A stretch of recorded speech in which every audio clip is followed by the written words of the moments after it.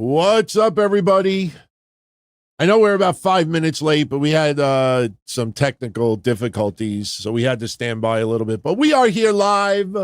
It is Sunday night, September 15, 2024. Welcome to this special live YouTube edition of the Don, Tony, and Kevin Castle Show. I am Don Tony, so he must be. Kev? I don't hear Kev. I'm here. Now I hear you. I actually disabled your audio. All right. I am Don Tony, so he must be. Take two. Kev Castle. What's Kev up, Castle. What's up, DT? What's up, everybody? Just trying to get everything, my mind cleared. And I know we try to keep politics off this show, unless it's absolutely necessary. But right before we went live about 2 hours ago, we get an alert on the TV that somebody tried to take out, we can't use the A word on YouTube, but tried to take out the former President Trump in Florida. And unbelievable. Yeah, it's crazy. I mean, it's I've never seen anything like this. I mean, me and you were on the same age, give a year. I'm older than you, but we've never seen anything like this in our lifetime. No. And you know what's really terrible about it is the fact that, this has been going, I know that people are trying to calm down the climate because we're only 2 months away from the election. The problem is that when you do this for 4 years, for 8 years, you kind of instill in someone's brain that what they think they're doing is for the betterment of this country. And you can't just wipe that away 2 months from the election with a handshake or appearing together at 9/11 in the city. It's just something that I'm just really, really fearing that it's just going to get worse. And, where does this go from here? God forbid somebody succeeds, then what? We got wackos that want a revenge, and it's just, I hate this, man. I hate it. You saw it 8 years ago, and it's just been building and building, and you can't just erase it 2 months before the election. I just hope nothing happens on either side. Yeah, I think, we joke about it kind of on X, like even my brother is like, mental illness mania. It's running wild like Hulkamania. But it's disturbing because when we were young, there was Crazy Joe who lived in the house around the corner down the street. There was the old man that, if the ball goes in his yard, nicely knock on his door and ask him if you can get it because he's a little off. Remember that, Anthony? The people in our neighborhood, people who were not well. Aunt Clara's, boyfriend has a little, some mental issues, stuff like that, but never the amount do we see. It seems like a good amount of the populace is mentally unstable, and not in a Rain Man, oh, what a shame, learning disabled or challenge disabled. Mentally unstable, as in prone to violence at the drop of a hat, prone to crazy antics at the drop of a hat, cannot take any little inconvenience or disparity or anything that differs with a political opinion, let alone cutting in front of line in somebody, they want to murder you. I've never seen a temperature like this in this country. Me and you were born around the time of Nixon, you know what I'm saying? And they in the 70s weren't exactly, Vietnam War. Beautiful world, crazy shit. But I've never seen anything like this. And of course, the great thing about social media, but here's the terrible thing about it. It's given a platform and a voice, even if it's in typing, it's a typed voice. It's like an audio of wackadoos who say what they want and standing on the, freedom of speech and whatever. But again, there's that old clap back to everyone who says that, whether you're on the left or the right, freedom of speech, but there's consequences for things that you say. Yep. So you do have the right to say it, but you also can't say crazy shit and yell fire. And listen, it's still a crime to yell fire. It's on the books in the police department. You have to yell fire in a crowded movie theater. That kind of prank will get you arrested for sure. Yeah. So there's still certain things you can't do. But it seems like, Anthony, like every other person has some mental situation. How is this happening to everybody? What It's what what is going on? Is it environmental? Is it the no, internet that has it's done the this? Is it internet. indoctrination? It is 1000% the internet, and I'll tell you why. You look back even to 1981 with Ronald Reagan. All right, when you have wackos, they have no place to turn to other than, hey guys, we're gonna meet at the park at 11 o'clock at night. We're gonna make this strategy that we're gonna take out the mayor, take out somebody else. Like there was no place to go. Like if you were the only wacko on the block, you pretty much just had to stay in your house and just, envision and dream. Look at the movie Taxi Driver with Robert De Yeah. Niro. Imagine if you had the internet. Robert De Niro would have had thousands of people saying, yeah, man, go for it. They're evil, they're this and that. The internet has given everybody this feeling that no matter what viewpoint they take, they could like having sex with sheep. And there'll be a group of thousands of people like, yeah, man, you see that hairy sheep down the block? Holy shit. Like there's just a platform, and for everybody feels uber important on social media. That's why social media Well, is... they're searching to feel that way. They're searching to feel that way. You don't even need to go far. Again, you want to plot something and there's no internet. What do? You kind of like at home as a lone bird, and or if you even look back at the 60s and the atrocities and the horrible stuff with racism that goes back 100 years, like they would have to go late at night into the fucking fields to do crazy shit. Now it's just like, hey guys, we're gonna plan something. Go on Twitter at 5 o'clock. We're gonna put, like, you could group people across the world, and then you got people out there that will just goat people on and just enjoy it. It's just this is the result of the internet, plain and simple. No, it is. I mean, exactly. I don't, as good as it is in technology and advancement, we're declining. We're not advancing, and we're not evolving. Yeah. Not as human beings. We're not, No. and clearly we're not evolving in education, because American, educational systems in the garbage pail. Next to other countries, we're a bunch of dummies. So I don't know what exactly we're evolving in. I don't know, Ozempic, where lose 50 pounds in 3 weeks. We've discovered. Other than that, and then have a heart attack in 5 years. I don't know what we're advancing or evolved in. I'm not sure. You know what I'm saying? I mean, even, the simplest thing, the other day I was at Dunkin' Donuts, and a guy, just, again, everyone's so hair trigger. The girl, like, gave him the wrong thing, came back, and this is still not it, slams it on the thing. I'm like, yo, dude, calm down. Jesus. Like, Yeah. coffee all over the place. I'm like, the fuck? Oh my! And it's a worker. It's someone in a uniform. Not even like fearing. Like, dude, someone starts videotaping, you get fired over coffee. Yeah. You still got it wrong. This is too much milk. And I'm like, my God, man, Jesus. I don't ever remember seeing that going into stores when I was a kid. Keeping a sharp eye for someone who's going to be a lose it online because of an inconvenience. I mean, my God, Anthony, remember in the 70s and 80s and 90s, we were standing on lines forever, it seemed like, at the movies, Ticketmaster. I have to sleep over online to get tickets to see Metallica back in 89. Now, if you can't get it, or you'll throw your fucking laptop out the window if you can't connect in 10 minutes. So everyone flips out. No one has any patience, and ADHD is running wild. Someone said the other day, and this is funny, I can't remember who said it, but someone on one of these real notable podcasts, they asked Gen Z people, a TikTok video or a YouTube video that goes more than a few minutes. They said after 3 minutes, they lose interest. They're like, if it's a 5-minute video, they're not interested in watching it. Yeah. I'm like, wow. Yeah. That's fucking crazy, man. That's some serious short attention span, self-gratification, and wanting to be righteous instead of right. Again, I don't even worry about myself. I worry about someone flipping out on my mom. I'm sure you do too. Your parents, because your dad's an old school man's man. I don't know how my father would have reacted to people disrespecting him today. Yeah. You know what I'm saying? I'm kind of, I worry more about my relatives than I worry about myself. You know what I'm saying? Because I can navigate. I don't know if everybody knows how to navigate around all these lunatics outside. That's why you cut in front of us. You even look like you're, hey, excuse me, I'm trying to reach something.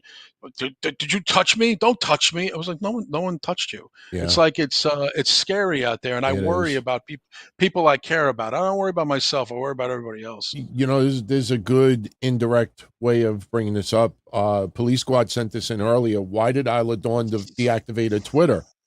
Well, good one. For those that don't know, Isla Dawn went on Twitter the other day, and it was a little strange. She got a compliment from someone, and the compliment was real. It wasn't an insulting compliment, but basically the person was like saying that she's better than others, like in the company, like or whatever it is.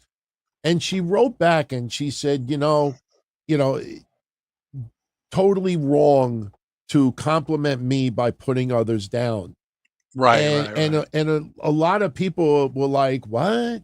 And then they went after her really, really vicious and started like calling her all this awful shit. So she was like, you know what, fuck this. And she took her Twitter down.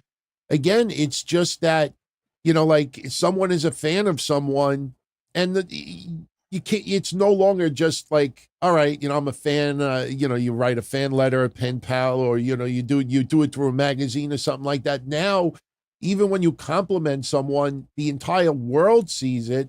And, people take shit the wrong way and they take it so goddamn personal. And that's the thing that makes me laugh the most, whether it's Tony Khan, AEW, WWE, Isla Dawn or anybody else, Drew McIntyre losing a Clash at the Castle. Like these people like take it so goddamn personal. Roman Reigns, Friday would have been the day that he would have passed Hogan as far as the longest reigning champion if he kept the belt.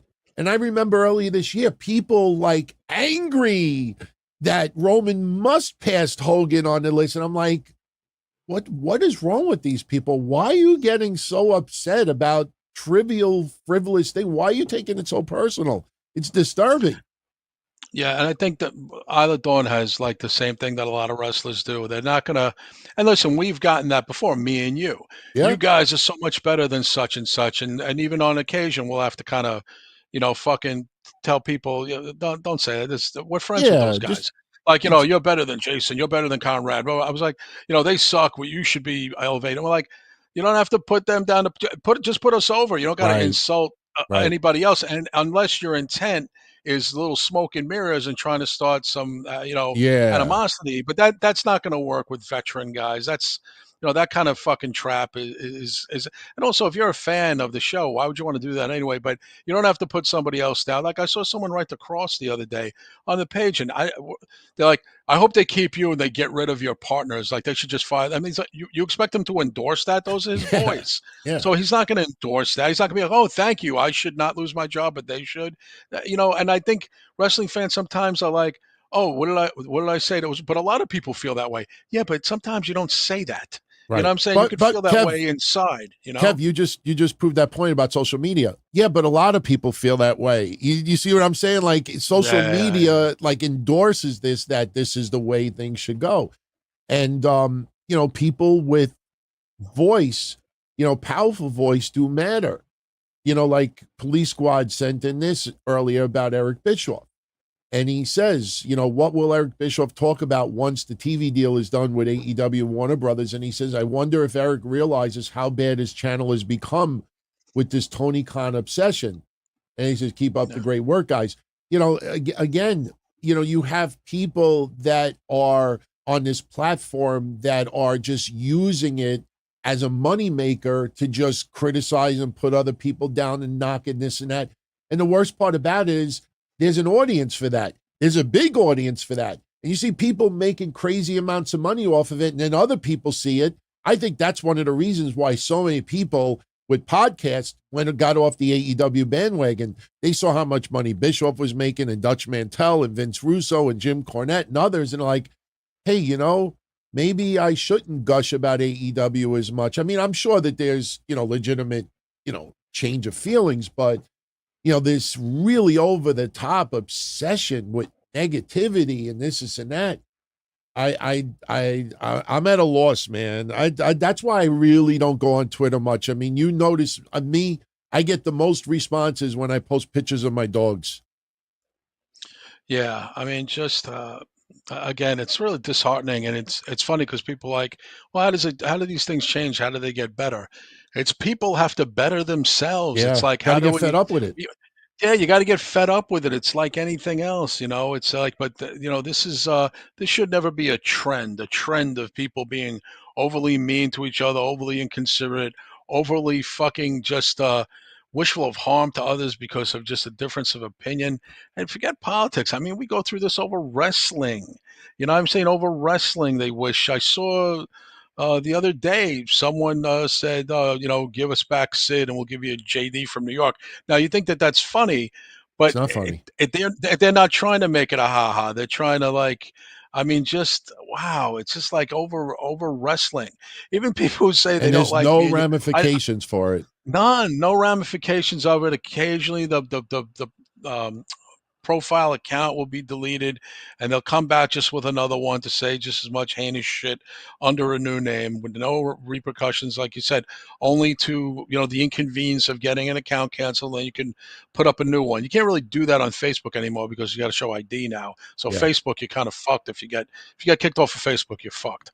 yeah. Twitter's still, for as much as people criticize Elon, it's a troll's dream Oh, because that's the sure. only Yeah. platform, the meta of Instagram and Facebook take it much more seriously than Twitter. So that's really your only recourse. That's really the only place to go for if you're a ne'er-do-well and a miscreant and looking for fucking trouble. That's your only fucking call. That's your only call at Yeah. this Well, point. But I don't understand that mindset anyway. I don't get it. I don't get anybody who gets off on making other people feel bad. It's something.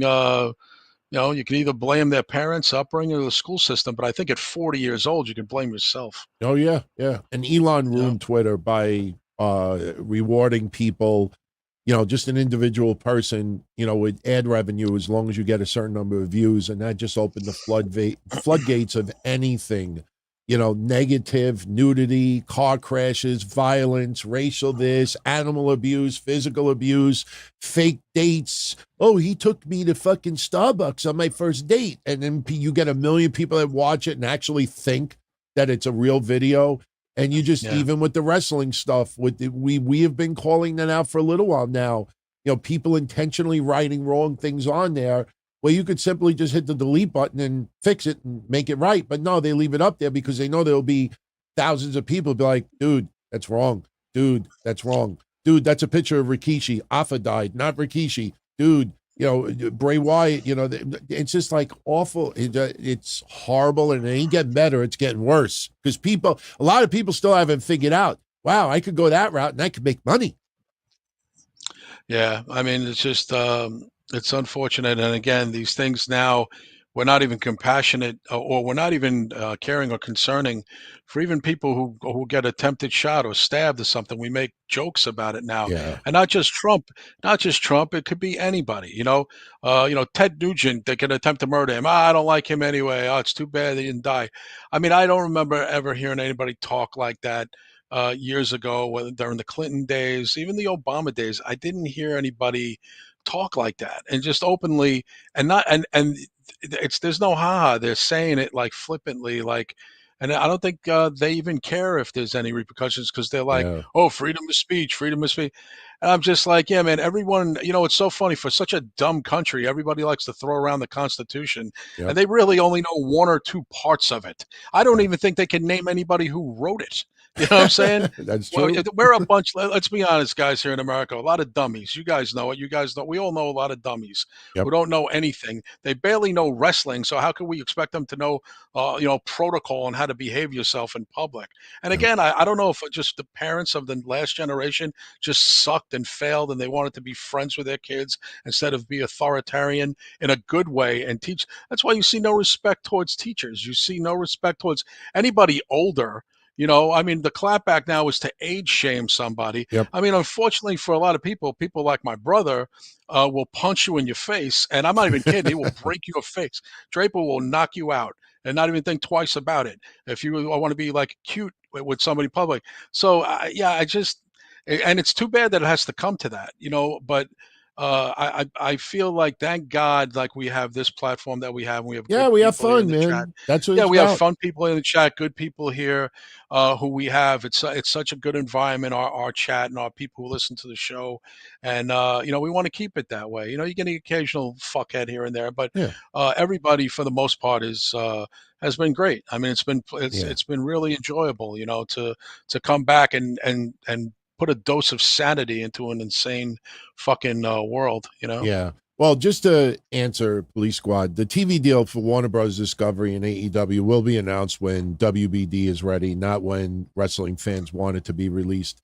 And as far as Eric's channel, look, I have noticed numerous channels that have gone on this certain different direction, focusing on AEW, and it's starting to get a little old and tired. But I'm sure Eric is doing very well financially outside of the YouTube channel, and he is not one person that needs to depend on YouTube. So if that's how he Yeah. runs his channel, I can't criticize it. Not everything he does is this narrative, but it gets very tempting to do that. So, but and by the way, listen, we're not going to rag on Bob because Bob is a good supporter of the show, but a good example, he says Vicky Guerrero should not have been on TV, and he thinks that she's an awful human being. Why? Do we know Why's her that? personally? You know what I mean? Like that Bob is the perfect example of what is perceived online, and you start believing that and feeling that way, and then you think that to be fact. I don't know much about Vicky personally. Not Um, doing. yeah, so I really can't criticize and say that she's an awful person. To me, it just feels like, listen, when Eddie first passed away and Vicky started becoming this prominent character, I admit it, there was a time very, very early on, maybe the first 6 months that she was a character on TV that I thought, that she's trying to profit off of her husband's passing. Then I started Right. thinking about it. I'm like, you know what? Eddie Guerrero is probably loving that she's getting that kind of nuclear heel heat with her character. And I can't criticize her. I don't dislike Vicky anymore. No, and again, we don't know what happened with her daughter because her daughter seemed a little bit off herself. So Yeah, it's she might family have been a shit. problematic person. It's family shit. I come from a big family, five brothers.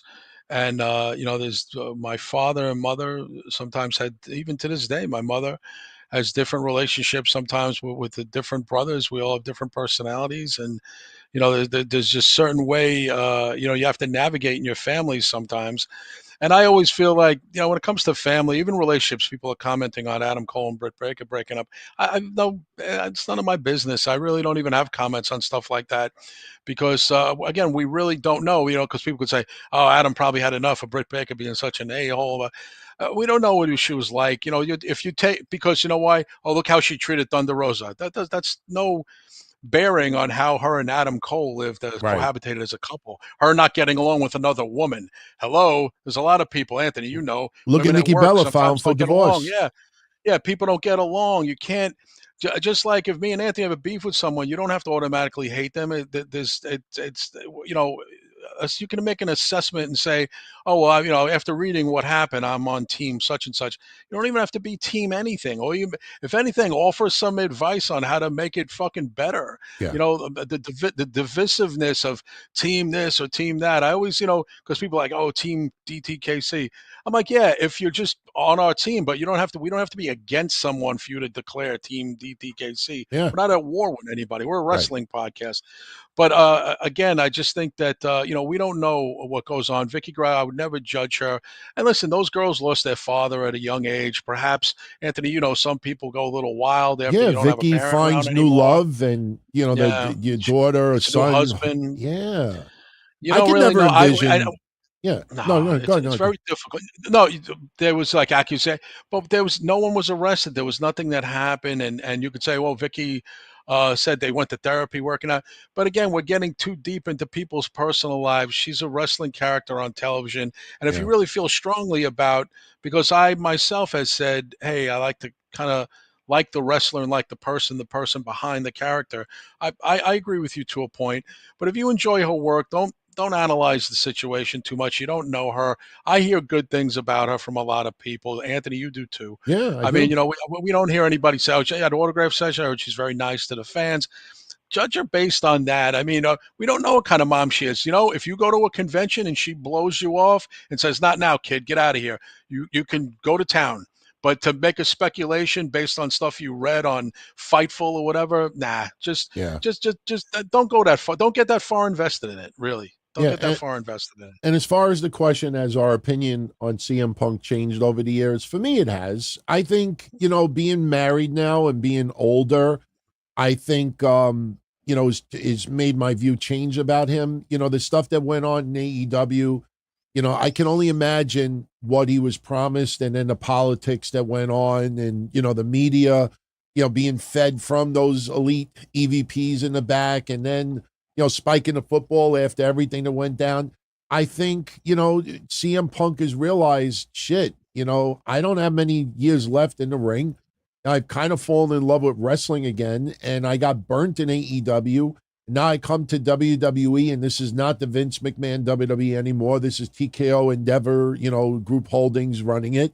And the environment, the climate, and the it's so much more professional and organized. And I think between that, being married and getting older, and not many years left inside the ring, I think it's kind of matured him. I really, and I don't say that simply because he went to WWE, because if anybody looks right when he got fired from AEW, I made a thumbnail online with that character Vinny from Family Guy, and I put, "You blew it," because I thought he blew it. I really did, because no matter what is going on behind the scenes, you're getting paid really, really well. You got a job to do, and you do it. And if people are trying to sabotage that shit, then you go to the boss. And if the boss doesn't do anything about it, then you got to be the bigger person and, handle it in a legal way, not just fisticuffs. But my view on Punk has changed. Yeah, no, me too. I like him now better than I did before. Um, I feel the same thing. There's been some growth there. He's in a better environment, and I think that's why he's the way he is. Not putting on an act, and the real CM Punk will come out at any time. Now, I think this is when you're in a better environment, and you just feel better about yourself and better about life and better about a situation, it's going to come out in your behavior, and your people are going to notice it. I Yeah. mean, look at the show. When we came back, nobody knew, even though we had done a couple of reunion shows before January, and we came back officially, everyone's like, "Oh, I wonder if it's going to gel." And it was already gelling on the reunion shows. And since we've been back, it's just worked. And if it Yeah. works because me and you wanted it to work. And if you put the effort in, and you put the passion in again, and you say, "I'm enjoying myself." Me and DT, the one thing you can say too, Anthony, I don't think we've ever said that was fun. That was fun. That was fun. Yeah. We say that all the time. That was fun. That was Yeah. fun. It Like, was. and it was. And he says it before me. He's like typing. He's like, "That was a fun show." So I'm just writing that. Yeah. So and that's the word. That's the word we're using. We're having fun. Yeah. It's not like, "Oh, this is a good business investment. This is this is for business." It's fun. We're having a good time, and it shows. And a lot of you guys have said the same thing too. It's like, you guys haven't missed a beat. Your humor, your back and forth, your dialogue, it's on point. Again, it's because we want to do this, and we're doing it for the right reasons. It's Yeah. not a money. It is not a money It grab. I is can not a promise you moneymaker. that. Trust me, Yeah, unless exactly. unless you go the Exactly. route that everybody else is gone. I mean, you Yeah, go guys the could real negative route and become like yeah. shock jocks again. If No, we don't want to do that. Yeah. listen, at the end, with all due respect, guys, at the end of the day, if you look at any of the really, really, really big successful channels out there that are wrestling related outside of WWE and AEW, what do they all have Yeah. in common? Just look at their thumbnails and look at the titles of the shows. About 80% of it is a negative dig. And Yeah. that sells. We're just not. It's not in us to go that route. I mean, we do criticize where needed, but Of course. we don't make a business out of it. I do want to shout out Gruss, who is live right now. He is a longtime supporter of what we do, and just wanted to just send well wishes, because he has been dealing with heart failure, which is just. Oh, I mean, I'm that sorry. sucks. Let's be honest, that sucks. Oh, yeah, I But know, you're I here, know. man. That's the most important thing. You are here, Absolutely. yeah. So just keep fighting, man, and keep. My mom's been dealing with heart failure for 5 years now, and just keep fighting, man. Just keep enjoying yourself. Stay away from stress and just focus around the things that make you happy. I think that's why Kevin and I also are having such fun shows. You know, we try to do things that make us happy, not make us want to punch a hole in the wall.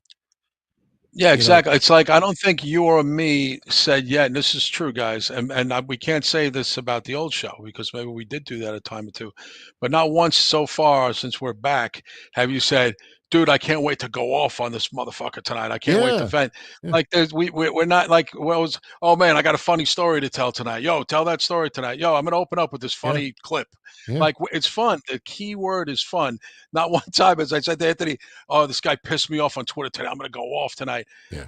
Because people will say, "Oh, Kev, your Hogan rant was epic the other day," but it wasn't planned. It It wasn't just was planned. We kind of had no off the idea. cuff. I had no Yeah, idea that was no, coming. I had no idea. I just kind of Yeah, let it fly on Hogan. I didn't even think I was going to say anything about it. So that's pretty much. But even at the end, it made it kind of a ha ha thing, you know. So it wasn't anything where I had to go like throw water on my face to calm down. yeah, If anything, I kind of look back and I'm like, it was kind of comical, the way I was. I was pretty rough on the Hulkster. yeah. And even now, in reflection, it's like, listen, of course I acknowledge he's one of the biggest stars of all time. It's just his behavior. Him and Ric Flair are not doing themselves any favors by No, continuing to go on interviews and say crazy shit, no. that's diminishing their legacy. And Yep. it's hard to argue with that, and even if Yeah, you're a big Hulkamaniac, hard to argue with that, yeah. you know. And one last from Bob. I Sure. don't see CM Punk wrestling on the October 1st. He might tease to be in a corner of someone, and he might rep something. But no matter what CM Punk does on October 1, I think there is no question that Drew McIntyre is going to show up and get into a brawl with him because we have Bad Blood only a Yeah. few days after that. So be prepared for Drew McIntyre to show up in NXT on October 1st. That's all I'm going to say. You got no Yeah, I think inside. so. And you know what? Let's stay on that wrestling theme because DeMarcus sent this in earlier. Thank you for Okay. your generosity, DeMarcus. Cody and Roman fans have woken up since Friday. Lots of emotion, lots of fantasy booking. I'm ready to feel like we did after the WrestleMania press conference. Business is about to pick up. Let's go, Cody. He says, let's go, Cody. You and I have been talking about this scenario for a couple of months that Cody was going to, make the save for Roman. Roman was going to make the save for Cody. They were going to tease a little fighting, but then the enemy of my enemy is my friend. That Cody's going to align with Roman. We didn't know who we were going to face in the Bloodline. Very smart that they're not facing the tag team champions, but they're going to take on Jacob Fatu and Solo Sikoa at Bad Blood. And I see Yeah. it, what you and I have been saying for months. Next week on SmackDown, Kevin Owens, Randy Orton, or at least Kevin Owens first. Cody, how could you do that? After everything that Roman's been doing to us for the last couple of years, are you out of your mind? And Cody's gonna say, he's not my friend and this and that, but blah blah blah blah blah blah, and that's gonna lead to Randy Orton, the ultimate dick in the butt, from Cody. Yeah. You just aligned with our biggest. Wasn't that the story that why Randy was off TV? Who was the one that was taken off TV because of injury, because of the Bloodline? I don't What was remember that? if it was Randy that had the injury, but I do remember Was that it? someone was taken off of TV because of the Bloodline back then. But at the end of the day, it doesn't matter. It's going to be Randy Orton turning on Cody. And Michael Gonzalez says it was Randy. So It even was Randy. more Yeah. of the story. So I'm digging it. What did you think of SmackDown Friday with everything that went down with Cody and Roman? I thought it was okay. I mean, it was a little. I don't think it was confusing because they're like, well, Cody said he doesn't want anything to do with. Well, he changed his mind because of the circumstances. He came out. He thought his back was to the wall, so then he signed it. I mean, I liked the little thing at the end where Reigns, did the microphone like Paul Yeah. Heyman handed to him like that. I thought that was kind of fun. And then Cody coming out. They're doing it very quickly. I thought they would maybe even wait till 2025 till these two teamed up. And now I'm not so sure that Cody's not part of some sort of Avengers like squad besides his bloodline brethren. That Cody will be part of this to fight in the battle against the new bloodline. I figured Cody gets involved in 2025, so they're kind of, I don't know if they're rushing it, but Yeah, a little unexpected. I didn't know that they were going to team up so soon. And there's another pay-per-view after Bad Blood before Survivor Series. Is that right? There's one Yes. more before, right? Yeah. Which one is that? Wait. October. Wait. Saudi Arabia, I think. Dig Saudi Which is the Arabia. guys? Yeah, Which I is the, think after Bad Blood? it's got After to be Bad Blood, Crown Jewel. before Yeah, Survivor Roderick. Series. Yeah. Yeah, Crown Jewel. So I mean, so I guess they have some filler and they want to get some big names and big matches in. But I was a little surprised that they kind of rush. Again, I don't know if I want to use the word rush, but a little quick, Sudden, um, abrupt. sudden, abrupt. Thank you. I know. I can't even think. It's No, right no, in no. front of my face. I get that too, man. It's okay. We're Yeah, old. but yeah, no, yeah, exactly. But yeah, SmackDown.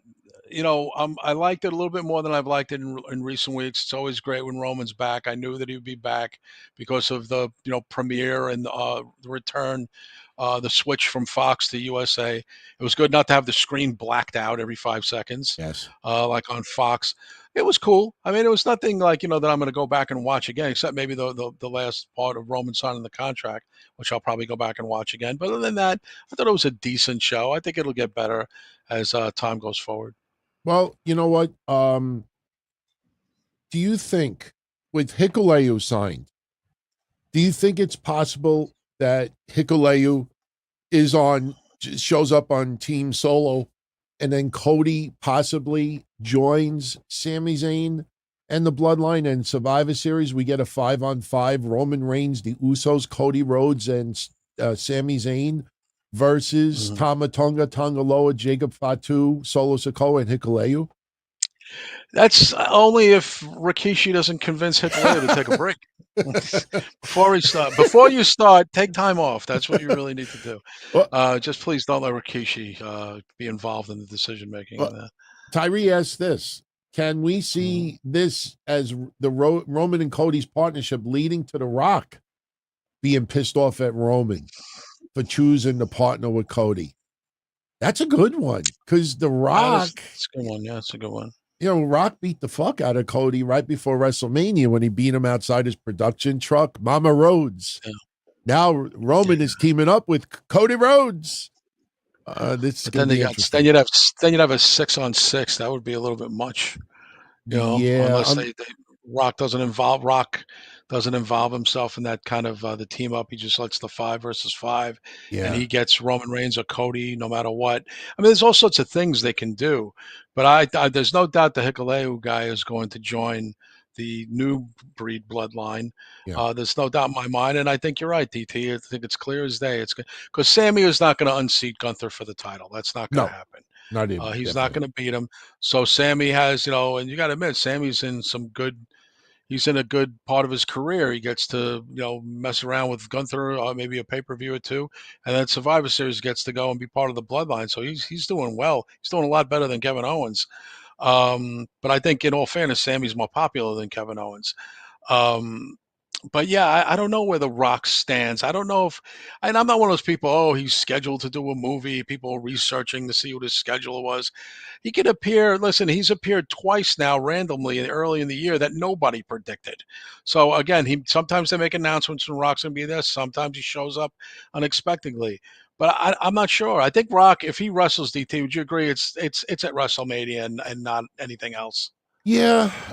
I mean, I feel like Cody has to be in War Games, especially how it originated, back in the WCW days. But if Cody possibly isn't in War Games, then maybe Rock is in War Games, and then maybe Rock turns on Roman Reigns, when he gets in the cage at the very end. I don't know. But it does lead to some new dynamics with Roman Reigns and Cody and The Rock, because most of us believe it's going to be Roman and Rock at WrestleMania 41. And actually, I think we just figured it out. Randy Orton is going to ultimately RKO Cody out of nowhere, his brother. Is not from the same mother, but Randy is going to turn on Cody for aligning with Roman. And the opposite's going to happen. The Rock is going to turn on Roman. You know what it's kind of like, guys? It's like, pretend you're married with your wife and I'm married with my wife, and my wife ends up cheating with you, and then your wife ends up cheating with me. So think about it. The Rock is going to turn on Roman for aligning with Cody, and Randy's going to turn on Cody for teaming with Roman. So The Rock and Randy should become a tag team. Maybe they should go out on a date. Yeah, but Anthony, do I get to use your car? No. You don't get to use my car. I get to drive your car. All right, then it's even. Then it's even, Steven. But think about it. There's two turns right there. Rock on Roman and Randy on Cody. That's think, true. and there's your WrestleMania 41 matches. That's true. I mean, there's so much that could come out of this bloodline. I mean, there's just so many possibilities, Yeah. But I don't think, like, I was chatting with a couple of other podcasters, and they're predicting, Roman versus Jacob Fatu at WrestleMania, the one coming up. I was like, that's too early for that. Nah, I don't think so. Maybe Saudi Arabia. That's too early. Yeah, that's too early. And they're not going to give Jacob Fatu that spot in the company less than 7 months. They're not going to give him that spot. Unless the Crown Prince wants to drop $10 million and that be the main event. And they can tell him that's Umaga. They can just tell him that's Umaga. Yeah. Because, the Prince still thinks Ultimate Warrior is alive. So that's God, I know. It's just horrible. Remember that? Yep. He didn't get the memo. Yeah. Chaos, thank you very much for your generous. Yeah. What? Do we miss any questions from the beginning? Oh, yeah. No, we got them. I'm just going in. Okay. I'm trying to stay on topic. So. Oh, gotcha. Okay. And then we'll backtrack. Yes. Okay. Chaos, thank you very much for your generosity.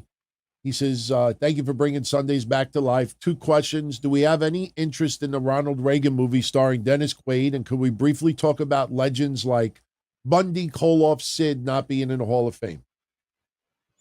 Definitely want to see the Reagan movie. My cousin Steven saw it last week, said he loved it. One of my brothers saw it, not Drake, but one of my other brothers saw it. He loved it. Reagan's my favorite president. So, I'm interested in seeing. I like Dennis Quaid. Big Penelope Ann Miller fan. I think she's one of the most underrated actresses of our time. She's great. If you guys remember her, she started out as a teenager in Adventures in Babysitting back in the 80s, a very popular movie. I'm sure a lot of you guys saw here. She was in Carlito's Way, The Freshman. She never really got her due, but she's in a lot of movies you guys have probably seen. And she played a great Nancy Reagan. And the guy who played Tip O'Neill, Dan Lauria, if you guys remember DT, you remember the TV show, The Wonder Years? Oh, you saw it? Oh, the father? Fred Savage and stuff. The father, he played Tip O'Neill, did a fantastic job. Okay. So there's a lot. Yeah, I saw a lot of clips from it, and I'm definitely interested in seeing it. So yeah, I mean, I'll probably wind up seeing it at home. But a few of my family members saw it. They said they really enjoyed it, and it's not it is kind of a positive piece. It's not a fluff piece, but it's a positive piece. It's just because I think the filmmaker, he's one of those filmmakers who didn't want to make one of those, dark take on Ronald Reagan. We have enough of that, It reminds me of when they wanted to do a dark take on Oscar the Grouch on Saturday Night Live. The origins of Oscar the Grouch. So yeah, I mean, we've had enough dark takes. I mean, me and Anthony lived through the '90s. Grunge and fucking dark movies and The Crow, and I like dark too, but a little positivity here and there is not going to kill us. So I'm interested in seeing it, and it did very well for an independent film that was not pushed on a major league level.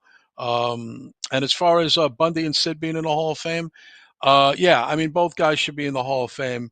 I always felt kind of bad. King Kong Bundy was another one who didn't, because he was not a bad talker, and I think he would have gave an interesting speech being inducted. Some of these guys, you guys know, the Hercules Hernandez, the Bundys, the Sids, for some reason they fall out of Paul Romas, they fall out of favor with the company, and Triple H has not yet got back on track with certain guys.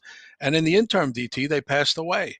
Some of these guys, and I think Triple H, I always have faith. And I know Shawn Michaels has kind of a say in a lot of these things now too, that they do want to make amends for a lot of the old guys that maybe they felt, even the Clique, mistreated.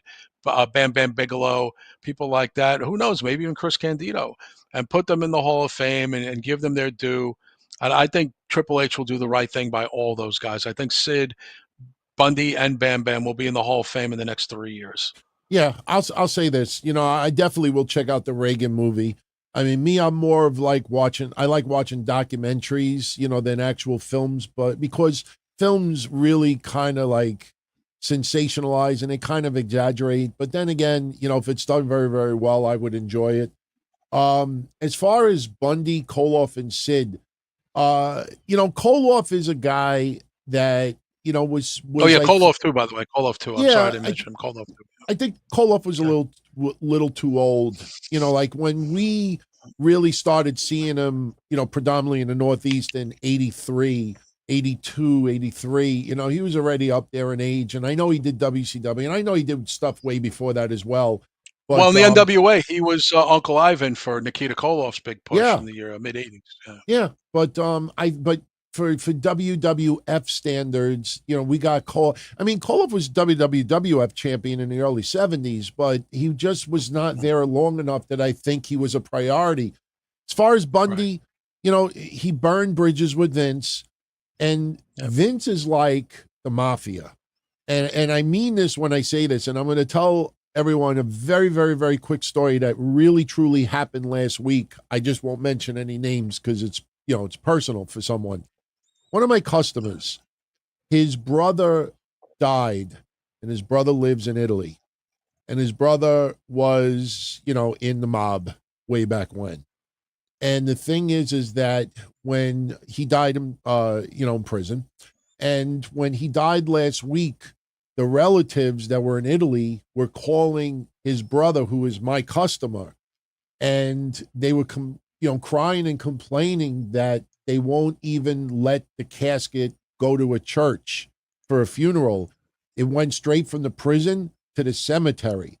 And when he was telling me the story and I started Googling and learning about it, the Italian government, if you are in jail for life, when you die, it's not that the body is turned over to your family. They will not even let you have a church funeral. It goes right into the ground. And my point is, Vince is kind of like the Italian government, that Bundy burned that bridge with Vince so hard because of the computer deals and everything else, that Vince was like, all right, and then in the mid-90s, Vince warmed up a little bit, brought him back, but then they had another major falling out, and Vince was like, fuck that. He ain't going in as far as I'm around. And Bundy never got in. I think Sid's case is simple. Nobody expected him to die at 46 years old. Wait, Sid was up.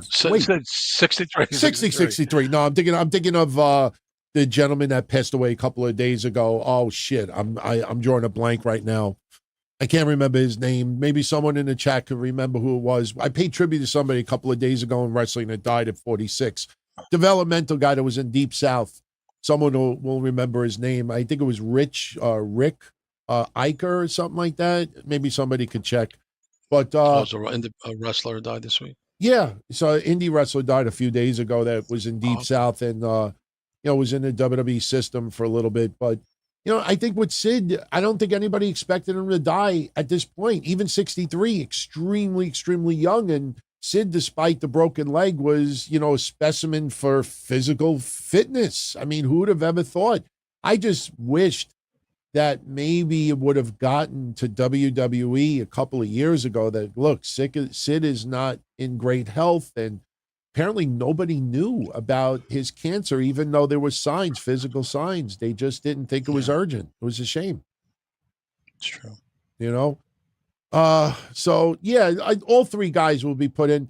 My prediction is that the Hall of Fame ceremonies every year are going to be expanded. I don't know if it's going to be, 1, 2, 3 more people, but I think Triple H is going to expand that Hall of Fame a little bit bigger, the classes, to start getting in some additional people. And I don't want to see people thrown in the legacy wing just to get them in, because I fucking hated that when they did that with Ray Stevens and a bunch of others, just throwing them in the legacy wing. Bruiser Brody, yeah. Yeah. So these three guys will be put in, absolutely. And they got to speed up some others before they passed away as well. Mm-hmm. So Bob wanted me to share with everyone why he was so upset with Vicky. It's about the Instagram post where she threw her daughter under the bus. And Chavo Guerrero even went public saying that he believed his daughter over what Vicky and the other side of the family was saying. Still not solid. That's not evidence. That's hearsay. Yeah, it's still hearsay. I think at the end of the day, this was a private family matter that should not have been made public, and it didn't help anybody's cause. It didn't help anybody on either side's cause. Well, it's always funny, and again, Bob, no offense to you, but I'm just saying, like, where someone are like, but Chavo Jr. said, that doesn't mean anything. He doesn't live with them. Matter of fact, they don't even live in the same state. They don't live anywhere near each other. Yeah. So he said what? Heard something over the phone when he called once a year, say Merry Christmas. Come on. That'd be like, like one of my brothers I haven't seen physically in 2 years. And we said, "Oh, who's Kev dating now?" He'd have no clue. He hasn't seen me in 2 years. So Right. it's like, family sometimes, this, DT. Well, I'm Anthony's cousin, and then but what you didn't hear was you haven't seen Anthony in 15 years. Yeah. So like that's not an expert on Anthony. You know what I mean? Yeah, I agree with you 100%. We don't know. We really don't know. So I think, both sides should get the benefit of the doubt. I mean, we don't know every little incident as to why Chavo came to that conclusion. We only know what has been put online, and I don't think any of it should have been put online. You know what it feels like? Yeah. It feels like the only reason why this was put online is as an ammunition tool to hurt the other side. That I think the daughter the daughter kicked it off. Yeah, the daughter kicked it off, and you saw the mother and the sister begging to take this off of this format. Yeah. Even the other sister didn't want it. It has no place. That's the one thing I will never do. Doesn't matter. Me and my brother can go behind the house and kill each other, literally fisticuffs. We will never trash each other online ever. Never. Yeah. Never happen. Very, very cool. I would never do that to my brother either, no matter how much he would Yeah. piss me off about something. Just doesn't go public. No. Shout out to Rojo Bear. It's been a while since we've had a Forbidden Door podcast. Would we be willing to do an episode with JD and Jason? Absolutely. Sure. Absolutely. I think under the right circumstances, sure. I think we just got to figure out, when, where, and why. So exactly. If Anthony can verify the check, it's well, it's not always just about funds, but obviously, we got to pay bills and they got to pay bills. But yeah, for one episode, sure, why not? I mean, never say never. Put it this way, we're not against it, but it just got to be the right timing. We don't want to. That's one thing. Kevin and I could do these episodes every single week online, but it loses its luster. If you're doing shows just to do shows, you won't have that feeling. It won't be fun. You'll feel like you're just doing it because, it's a job. Fuck, I got to do the show tonight. I got to do the show tonight. Damn, I got to do the show tonight. I don't want it to, have that feeling. And honestly, and I'm not just saying this to sugarcoat or pander to Kev, but believe me when I tell you, when I prepare for Mondays, I kind of treat it like, it's a holiday. It's like, okay, this is going to be an episode that we're going to have fun, and it's going to be an episode people remember, share a couple of laughs, good vibes. Same. Yeah. Same and I have not yet. I mean, there's been times where I don't feel well or I'm tired. I didn't sleep the night before. It's different, but I have yet to say, to my wife, she's like, "Oh, why are you in such a bad mood?" Fuck, I got to do a show. Well, Anthony, I told you, I mean, even making a ha out of it now. I almost died the next day after a show. Remember, I ended up at urgent care, and when I was lying down and they had the electrocardiogram thing, taking my thing and my blood pressure, I'm like, at the very least, last night's show was really good. That's my last show. Like that's what I was thinking. You did truly say that. I know. I did. I said that. I fucking said that. I said it to my friend James Ryder. I was telling him. I says last night's show I think was really good though. I went out on a good note. So I was like, that was the funny thing. I actually thought that during that. So it kind of just shows you that's the mindset that you have. Even when I do the video show once a week, like I have fun. I try to have laughs and everything because I always think to myself, I truly think one day I'm going to catch a heart attack live on video. And I know it's going to sound terrible and everything, but at least people will be like, you know what? It's kind of like what happened to Fat Man Scoop a couple of weeks ago. He was on the stage, make some noise. Like he was having fun and then he died. I'm like, you know what? That sucks. Oh man. That's terrible. He was having fun. So at the last minute, like, hey, you know what? I just don't want it to be in the middle of an impersonation. Like I'll be up there and be like, Kermit the Frog. And that's it. Oh man. Yeah. Good Lord. Oh man. Oh, we got Romeo Macbeth. Kev, thanks for your what is this word? Heteronormativity? Heterno I don't know. It's a word that basically is thanks for repping for guys who like girls. Okay. Oh, okay. That's okay. I figured it out. Heteronormativity. He likes that. Heteronormativity. I admit why I like Lola Vice first and foremost, and then I talk about her wrestling second. So yeah, because I'm one of the podcasters who, and it's not misogynistic to say that the women. I mean, I don't know who doesn't see it. And remember, me and DT came up during the days of the Glamour Girls, Judy Martin, Leilani Kai, all the Leilani. What was her name? Judy and we had Martin. Missy, Judy Martin. We had people like that, and then we had Wendy Richter, and that was like our poster girl, like during the Yeah. Madonna days. But today, you guys, you young men and ladies too, if that floats your boat, whatever floats your boat, the women are so attractive. It's not just the makeup and HD, but like little tricks they play with the camera. And I know like everybody does the beautification. A lot of pictures are not actually them until you see them. They might be a little altered. Okay, I got it. But they're very beautiful women from, everyone from Roxanne Perez to Lola Vice to all these people, Sol Ruka. It's just, and there's something for everybody. If you like athletic blondes, if you like dark-haired gothy type of girls, if you like this one Latinas, if you like tough girls, you like badass chicks, there's something for everybody. And me and Anthony didn't have that growing up. No. We didn't have that at all. We had nothing. We had nothing. You got the same poster of Missy Hyde or Miss Elizabeth, and that's all we had. Yeah. But you guys have some great athletes and some great women, and you younger. If there's any women listening out there, you have some people you can look up to and admire. It's really amazing. I think Shawn Michaels has done. Listen, eye candy is eye candy, but there's nothing wrong with that. It's a visual format, television and video. For something like that, looking great on camera is part of it. That's how people become movie stars. Unless you're auditioning for the chunky schleppy guy or girl, these girls look better than I've ever seen them, and it seems like everyone they hire is better than the next. I mean, Yeah. if you look at even Bianca Belair, so these are beautiful, beautiful women, black, Hispanic, Asian, Italian.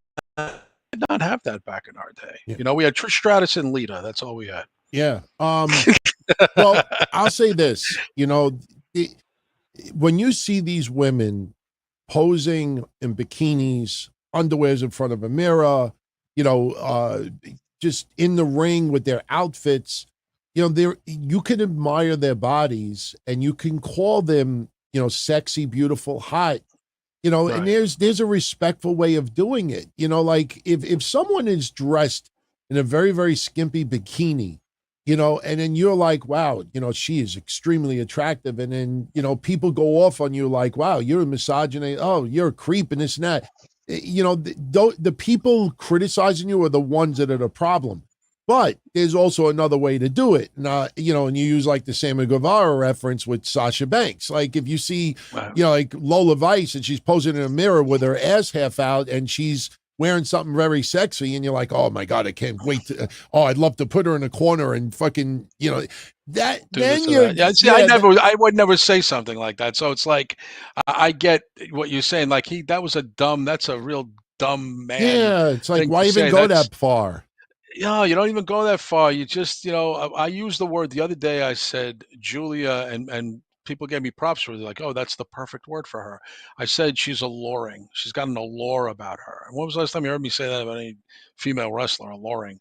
And I just said, there's a word. It's not hot. It's not. It's something better than that. And I said, she's just got this allure. When she walks out, she has this look, and she's like confident and sexy, but not putting on an act. Like Sasha Banks comes out and puts on an act that she's confident and sexy. Like Julia's just got a look. And people have that aura about them, and that's the it factor. It's part of the it factor, and that's noticeable. And listen, people like Lola Vice and stuff like that own their sexiness. They know that men are desiring them and stuff, and they fucking own that shit. Go look at her Instagram. Look what she tweets. Look what she writes. They don't tell her to calm down or taper it down. DT. I've never seen her reprimanded for saying, "Oh, you guys want this," because you could say, "Well, it's part of her character." But that's the whole thing. It's they always say your character and you're at your best when it's you, but it's amped up. You Right. know what I'm saying? So, Yeah. so she's a tough, confident, sexy woman, and there's nothing wrong with that. But can she wrestle like Luthez? Guys, quite honestly, who gives a fuck? Seriously, I don't want a Luthez. I don't care if she can do a rest hold for 10 minutes. That doesn't do anything for anybody. I don't. Again, if they're good enough in the ring and they're entertaining and they're good to look at, and they have a factor that makes you drawn to them, then that's what it is. And I mean, and again, I've never seen it like this, where there is something for everybody Yeah. in wrestling right now, as far as female attractiveness goes. I'm going to tweak Romeo's second question. What female in NXT and WWE, choose one from each, do you think has the best balance? Now, take note, he's not focusing on the wrestling aspect, but what female do you think has the best balance of beauty and the personality? Choose one from NXT. It doesn't, just your opinion, like choose one. I mean, it's From obviously the many. main roster, Bianca Belair. I think Bianca Belair is cute and sexy, which is very hard to pull off. She's just a really attractive woman. She's an attractive personality. I always say her and Montez Ford are one of the best looking couples I've seen. I think Cross and Scarlett are too. But Montez and Bianca Belair are a beautiful couple. They're both just good to look. They're just still movie starish. So Bianca Belair is that it girl for me on the main roster. And for NXT, I'd like to say Roxanne Perez to a degree. I think I still got to see a little bit more of her because she's so young, DT Roxanne Perez. She's 22, Yeah. and Bianca Belair is 34. So, yeah, I mean, I'll go with Roxanne Perez for now. As a heel, since she turned heel, the personality's been turned up. You know what I'm saying? So I'll probably say Bianca Belair and Roxanne Perez. But there's others. There's definitely others. I'll go close. I'll choose Bianca Belair as well on the main roster, but in NXT, and I'm only basing it on her pictures that she has posted in the last 3 or 4 months. Cora Jade. Cora Jade, the days of the skateboard are long gone, and I don't know what. And you know what? I would have chosen to an extent Kiana James if she was still in NXT, but they have done nothing. I mean, with her, even before, she was taken off TV, but Cora Jade recently, that attitude is just perfect. And the beauty also, she has changed her look up a little bit. The way she looks outside the ring is much different than inside the ring. But, there's so many you could choose from, but there's not a wrong choice. Let's put it that way. No, like they say, Jada Parker, she's another super attractive woman. Sol Ruka reminds me of Daryl Hannah, the girl from She Splash. The does because actress of the Daryl curly Hannah, hair. right? Yeah, she She does. just even her face. Look at Sol Ruka's face. Look at a young Daryl Hannah from Splash. It looks a lot like her. And then even on the main, Julia is another one. I have to see more of her. Stephanie Vaquer. They all are just like, it's hard to pick a favorite now. Like it Sure. was usually 10 years ago. It was like I count on one hand the people I wanted to see in the WWE. Now it's like, just so many. There's as many DT. I would say there's as many good women choices for the fans to pick a favorite or top 5 than there are even the men. It's the greatest era for women's wrestling ever. It is. It is. When Absolutely. you add up TNA and AEW and WWE and NXT and even some wrestlers out of Japan, and it's just and there's other promotions that we haven't even talked about. I mean, it just unreal compared to even 15 years ago. It's kind of crazy. Well, DT, even we have to mention, because they're both so in the spotlight, and I'm sure people are shocked we didn't say either one of them. Rhea Ripley and Liv Morgan. I mean, you got the appeal of both of them to a mass amount of male wrestling fans and young females who like Yeah, them both. There's just so many. Again, guys, there is no wrong answer. You're right, no, DT. there's no There's no wrong wrong answer. answer. Right. There isn't. There's no wrong answer. Right. I got another question for you from Puffy89. Sure. Your thoughts on Linkin Park and their new singer, Emily Armstrong, And did you ever work with our other group, Dead Sarah? No, I know who she is. I never worked with Dead Sarah before. I never really got into her music with that other band, and I know there's controversy with her singing because Chester Bennington's kind of a legendary singer. He committed suicide years ago. The band wanted to go on. I personally think they should have collapsed the band and started with a new name and with Sarah as the singer and changed the name of the band. But they have a lot of investment. That guy Mike, the other member, who's like the big founder of Linkin Park, is still alive and well, and he's got a right to the name. And I know Chester Bennington's son thinks it's disrespectful, and they should just end Linkin Park. It died when his father died. That's his opinion. People say, "Oh, that guy's on drugs." Listen, a lot. It's 50-50. Half the people thought she's not the right fit. That's not Linkin Park, and the other half were like, you got to move on. It's been a few years and they have a right to move on. I feel both ways about it. I've never been a big fan. Lincoln Park is more for another younger generation. They came well after. I was already in my early 30s when they first came out. So they're, again, as I say, they're not for me. But I know, of course, a lot. I booked Lincoln Park tribute bands at my club. Place is packed. So there is a big fan base for that, and I think they'll still do well. On interest alone, people will go out to see them, but it'll be a test of time. Is she a one and done, or is she a for now, or is she a forever replacement? We'll see. But she's okay. Listen, getting a girl to replace a legendary male singer is not easy. So time will tell. That's all I could say. Okay. DeMarcus would like to know our favorite Twilight Zone episodes. I have two. The one with William Shatner on a plane, that one I've watched 1,000 times. But my favorite episode of all time is To Serve Man. That's a good one. Yeah. For those that don't know this episode, I'll be really quick with it. There was an episode of the Twilight Zone from the 60s where aliens landed on Earth. And typical what people thought aliens would look like with the weird heads and everything. And they're there in peace. And basically, they said that they came there to serve man. And, they're setting up all this, ceremonies and, kumbayas and everything like that. Anyway, they invited all the earthlings to visit their planet. And basically what ends up happening is we find out that their book, To Serve Man, was actually a cookbook. And they were... Yeah.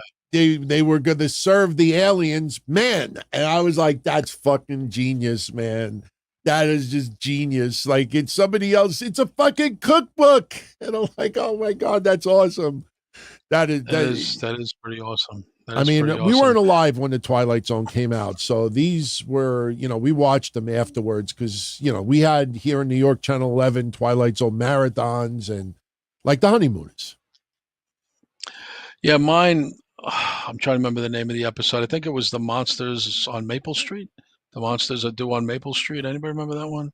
I don't recall. Where the neighbors were turning against each other because they thought aliens landed, and they were masking as human beings, and it was neighbor versus neighbor.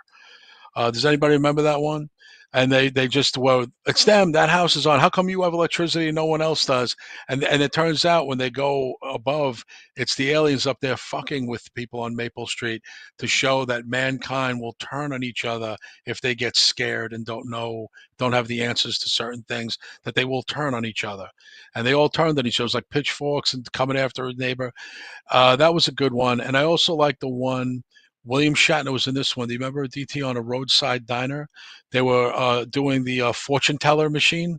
Do you remember that one? I don't remember that when one. They kept when he kept pressing down the fortune, and he was taking it all seriously that it was going to dictate his life, and he couldn't leave. Kept putting money in the thing to get a new fortune out. And also the one DT. Remember where the guy lifted up his hat and he had the third eye on his head? You remember that one in the diner? Yeah. In the diner where they went to the diner, and again, a bus fell into a creek, and supposedly everybody died, but one of the guys emerged from there and his clothes weren't even wet. Remember that, DT? Yeah. The bus sank to the thing, and the guy comes out, he's got a dry suit on, and he's got a third arm, and then the guy goes, "We landed here years before you. I'm from Mars." And he pulls up his hat, and he's got a third eye. So that was pretty fucking freaky. Twilight Zone was way ahead of its time. It's way good ahead of shit. its time. You know, for today's day and age, if you really want to bug out with those episodes, you got to do it, you know, like having a little bit of hash, like just smoke a little bit and then watch it. And you'll be like, oh, fuck. It'll trip you. Some of those episodes will Yeah, trip you if you're under the influence, man. yeah, no, it's really and Burgess Meredith when he had his he Oh, broke sure. his glasses and he couldn't read. He loved to read. He was the last man on, I think it was called Last Man on Earth. Last Man on And his Earth. whole thing Yes. is right. He didn't mind that he was last man on Earth because he had countless books to read that were all over the place. He was in this library, and his plan was until he died, he was going to read a book every week. But the problem was he broke his glasses. Remember that? And he can't see without his glasses. It was so heartbreaking. Oh my God. Oh, So man. I mean, it's just yeah, just I mean, you talk about certain old school things. Even back in the 50s and 60s, such creativity. Way ahead of their time. Yeah. Yeah. It was good shit. I mean, I wish some of them were in color. I mean, I know people have tried to colorize some of those episodes and haven't done too bad of a It's not job the of same. it, but it's not the same. It's not the same. Starfighter 88 sends in, thank you for your generosity, Starfighter. UFC held its first sporting event inside the Vegas Sphere last night. Do we see WWE following suit with possibly a Raw or a SmackDown right around the time of WrestleMania 41? I don't know. I would probably say Yeah, I would say possibly, never. But possibly. yeah, I mean, Never say never. Yeah, but it's possible. does anyone in the chat know how many people it seats? Because the thing is, the amount of money that WWE is making on these house, even the premium live events, but even how, okay, Starfighter says 20,000 with standing room. Then I say absolutely. Absolutely. Because, you know, if you could draw that many people there, especially, I could see the night after WrestleMania. In fact, I will almost bet you it will be the night after WrestleMania because they're going to be in Vegas anyway. So why wouldn't they do it at Vegas Sphere? True. That's true. Yeah. Kevin Walker says 18,000 still. I mean, absolutely. Yeah. So Yeah, absolutely. I think we will definitely see that. When he first said this, I was mixing it up with the that building that they had that NXT event in Vegas, and I did not like that setup at all. It was very, very intimate. I was like, there ain't no way you're putting a Raw or SmackDown on there. But yeah, I think the Raw after Mania, you got to do it there because they're going to be in that area, so there's no reason why they can't. So, we'll see. DeMarcus with a comment. Lexus King seems to have a good head on his shoulders. Excited to see his growth. I don't know. What do you think about Lexus King so far? I like it. I NXT? think people don't think. I think people are concerned because he's not developing and he doesn't seem to be getting a push. It's kind of a little, start, stop, start, stop. But I think he'll be okay. I think he's still young and he's not going anywhere. I think he'll be all right. I think he'll catch fire sooner than later. Because I don't think he's cold. I just don't think he's one of the hot commodities right now because they're focusing on so many other people. Julia just debuted, and they got other things going on there with Trick Williams and with what's his name, the current champion, and now with Ethan Hedry Page. there, Ethan Page with Joe Hedry there. So I think that he might be a little lost in the shuffle at the moment. And Obafemi is catching fire, so he'll be okay. He'll be okay. He'll get his chance. I look at him like this, and I don't mean this with any disrespect towards Lexus King. I mean, I know he was in the Indies for quite some time, and he ultimately went to AEW. But I felt, and I base this a lot on what Arn Anderson's son said recently. Lexus King, when you work the Indies, guys, you got to understand that there's no one there that's going to monitor, when you fuck up a little bit, or if you're not the smoothest person out there, who's going to really address that? Usually if you don't do all that great on a indie show, they just won't bring you back, and that's it. So when they brought him to the AEW, it didn't feel like Brian Pillman Jr. developed as much as we expected him and he was there for numerous years.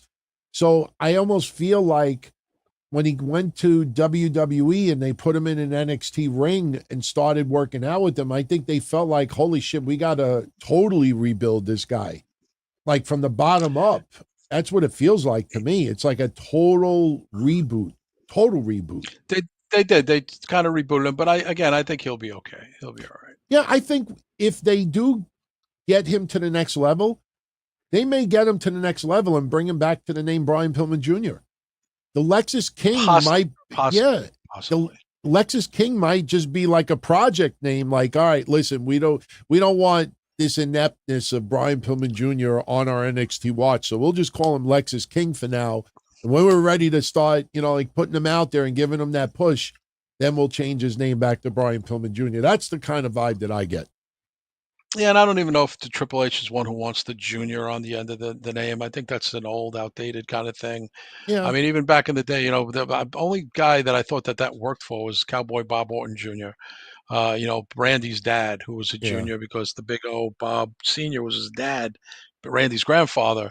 But anytime I heard junior, it didn't go well for anybody. Angelo Mosca Jr., that career tanked.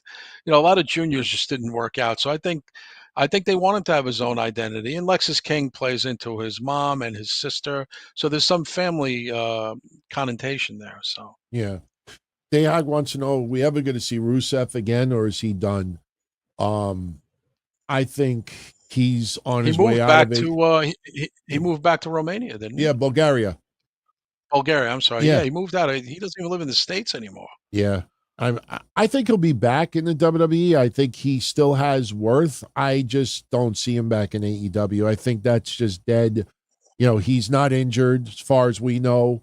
The funny thing is that Lana's not even in AEW anymore. So if there was like a really bad divorce, there's no reason why he couldn't come back. It's not like he's going to bump into her, so I just think that was a case where they brought him in and then they, it's one of those things. Tony Khan just spent a lot of money on a toy that they got bored with and put it on the shelf and just stopped playing with it. Yeah, it's a shame. And I think probably, I'm just probably glad that Rusev didn't have kids with Lana. I don't think they were better boyfriend and girlfriend than they were husband and wife. I don't know that for a fact, but it just seems to me, someone picks up and moves out of country or whatever, that relationship might have did a number on him. I don't know. I don't know where his his head is at, but he was at one time poised to be a big deal in this business. Yeah. And he is going to be looked at as a what could have been or what should have been. If he stops right now, honestly, it's not a Hall of Fame career. He'll go into the Hall of Fame, but it's not a Hall of Fame career by any stretch. He had much more to do. And I am telling you, a guy or a girl moves out of country or changes their life like that, that relationship effed him up. That's just my opinion. Oh yeah, That's yeah. Oh yeah. Yeah. Moved out of America. I mean, come on. I mean, seriously. Wow. You basically. That's the ultimate. Take your ball and go home. Usually, the fuck out of here. You commit murder in the United States before you move out of America. Permanently. I'm telling you guys. I'm in my mid-50s. I know a lot of people, know a lot of musicians, know a lot of marriages that met, in the scene, and they fell apart. And when someone makes a move like that. Like, I know a guy who from Iceland literally went back. You don't go back to Iceland when you live in fucking Florida. And his wife did it's not always the woman. It's the same. It could be in reverse. The same thing. Woman's got to get away, go back to where she grew up and get out of here. Try and find herself again. But sometimes relationships do a number on you. And I think things just did not work out. And it's a good thing people like that don't have children because it'd been a lot worse if there were kids involved. Yeah. By the way, everybody, if you're enjoying the show, take a moment, hit that thumbs up, because that does send a little message to YouTube that you're enjoying the show, and they may recommend it to others while we are live still. And absolutely, we're about halfway done, maybe a little more than halfway, but definitely do that. That helps, and it doesn't cost nothing. BTC says, DT, I want to thank you for enlightening me about what WrestleNomics was doing. I never noticed about their quarter-hour ratings before. The money I save from them now goes to you. So I appreciate that, BTC. I'll say this, and for those that don't know why BTC wrote that. First of all, I want to make this disclaimer before I say anything else. WrestleNomics does a boatload more than just quarter-hour rating. So if You like stats, definitely subscribe to WrestleNomics. I'm not telling anybody not to subscribe to their Patreon and support what they do because they do a lot of research. I will definitely not take that away from them. They take their shit seriously. My issue with the court hour ratings came recently, and it was based on a conversation that someone that I, been friends with for a long time, that works in the entertainment field, that used to work for P Diddy, believe it or not, back in the day, and basically gave me the access to Nielsen ratings back in 20 some odd years ago when we were doing it on the hotlines. So basically, what I was told was simple. And I'm going to just say this bluntly. WrestleNomics with the court hour ratings, if you ever hear Cornette covering them or anyone else, they always credit them for the court hour ratings. If you ever watch WrestleNomics posting their court hour ratings, or even on their Patreon, they say, if you're going to report these, please credit WrestleNomics for these court hour ratings. Okay, that's fine. No issues with that. But somebody brought to my attention, they said, you ever notice that WrestleNomics never credits who they get the ratings from? Like, if they're going to charge you money to get quarter hours and they say you must credit us, how come they don't credit where they get it from? Because they don't work for the cable companies. So why are they not credit? So anyway, the bottom line is somebody basically told me, they said, Ant, think about it. Sports, politics, entertainment, movies, sporting events. Do we ever notice why wrestling is the only entertainment that has a quarter hour rating? No one else does. You get hour breakdowns. You get, if it shows a half hour, you get the half hour rating. They never give you quarter hours. So did you ever ask yourself why other TV shows, sports outlets never analyze quarter hours? Wrestling is the only one that does that. And then I started thinking about it. I said, that shit makes a whole lot of sense. And I pretty much have come to the conclusion that they make up these quarter hours. Like, they get the 3 hours for Raw. They know what the beginning was. They know what the end is. And they know what the changes from hour 1 to hour 2. And they look at the trends of who is a draw and who is not. And that's why we always find ourselves repeatedly saying, wow, Zoe Stark, 200,000 viewership drop. And when you look further to see who they, who's working on these ratings, they reference a guy on their website that has no employment in the cable entertainment world. So, Right.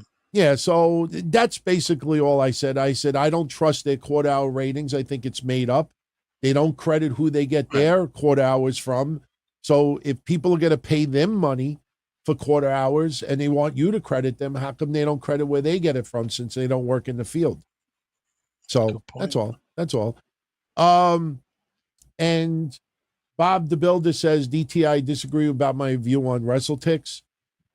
I don't have much of an issue with WrestleTix. All I'm saying is that, anybody could go on the Ticketmaster website, count the dots, get a good idea as far as what is going on. I mean, they do the research for us, so I'm not criticizing them for what they do. All I'm saying is that, most of what they do comes back very inaccurate. When you're off by 5,000, 7,000 tickets, something's up there. And I hate the tickets distributed. Kev, what do you think about this latest trend over the last couple of years, that when we grew up and you heard about events, it was always, or even concerts, it was always tickets sold, tickets sold, tickets sold.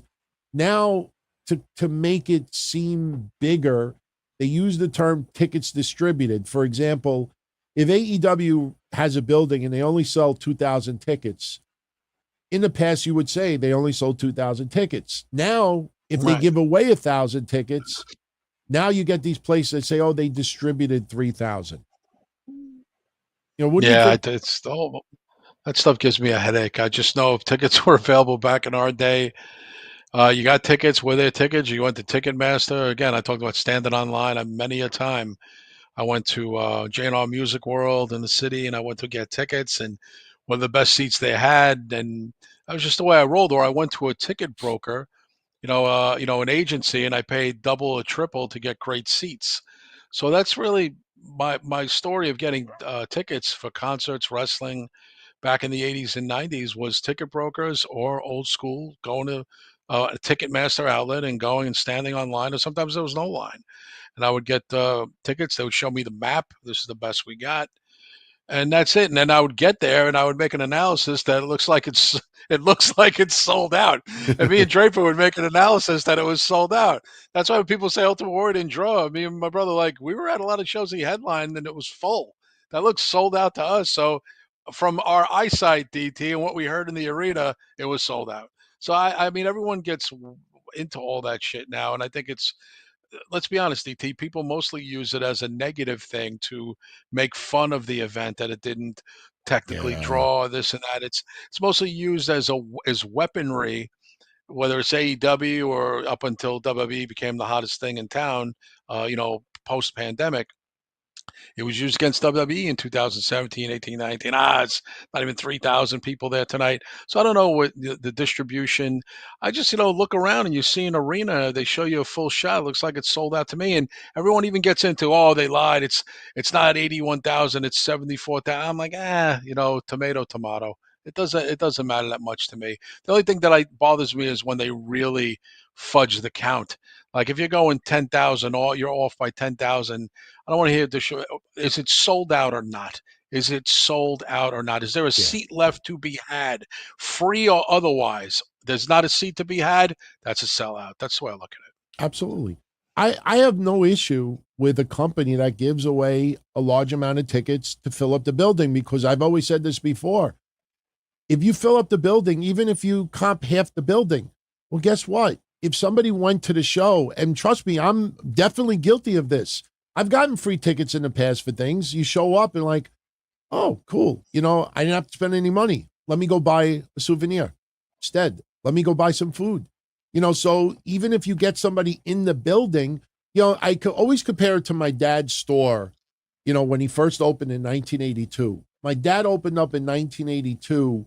He was giving away a bunch of things. I think I told you that, he couldn't get Ricardo Montalban, so he got his brother that did the Savagecorn commercials. So he brought him in 1982, and they were giving out some free stuff. And I remember somebody, I don't know who it was, but it was criticizing my father, like, why are you giving away all this stuff? My father's like, I just want to get people in the door. Hopefully, once they get in the door, they'll want to buy something. And it ended up happening. So even if AEW were to comp a large number of people, there's a good chance that people may buy a shirt, may buy something else. Yeah. It's just that when these ticket places do it, it's being done with just the intention of trying to make it seem bigger, more successful than what it is. And I think that's tacky. So Yeah, it is. It is kind of tacky. I agree.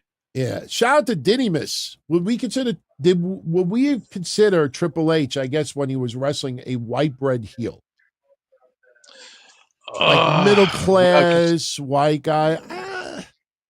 Maybe when he was Hunter Hearst Helmsley, like upper mid class. Like I don't think his race ever really was brought. I don't think that was ever an issue once he became the Game or Degeneration X or anything like that.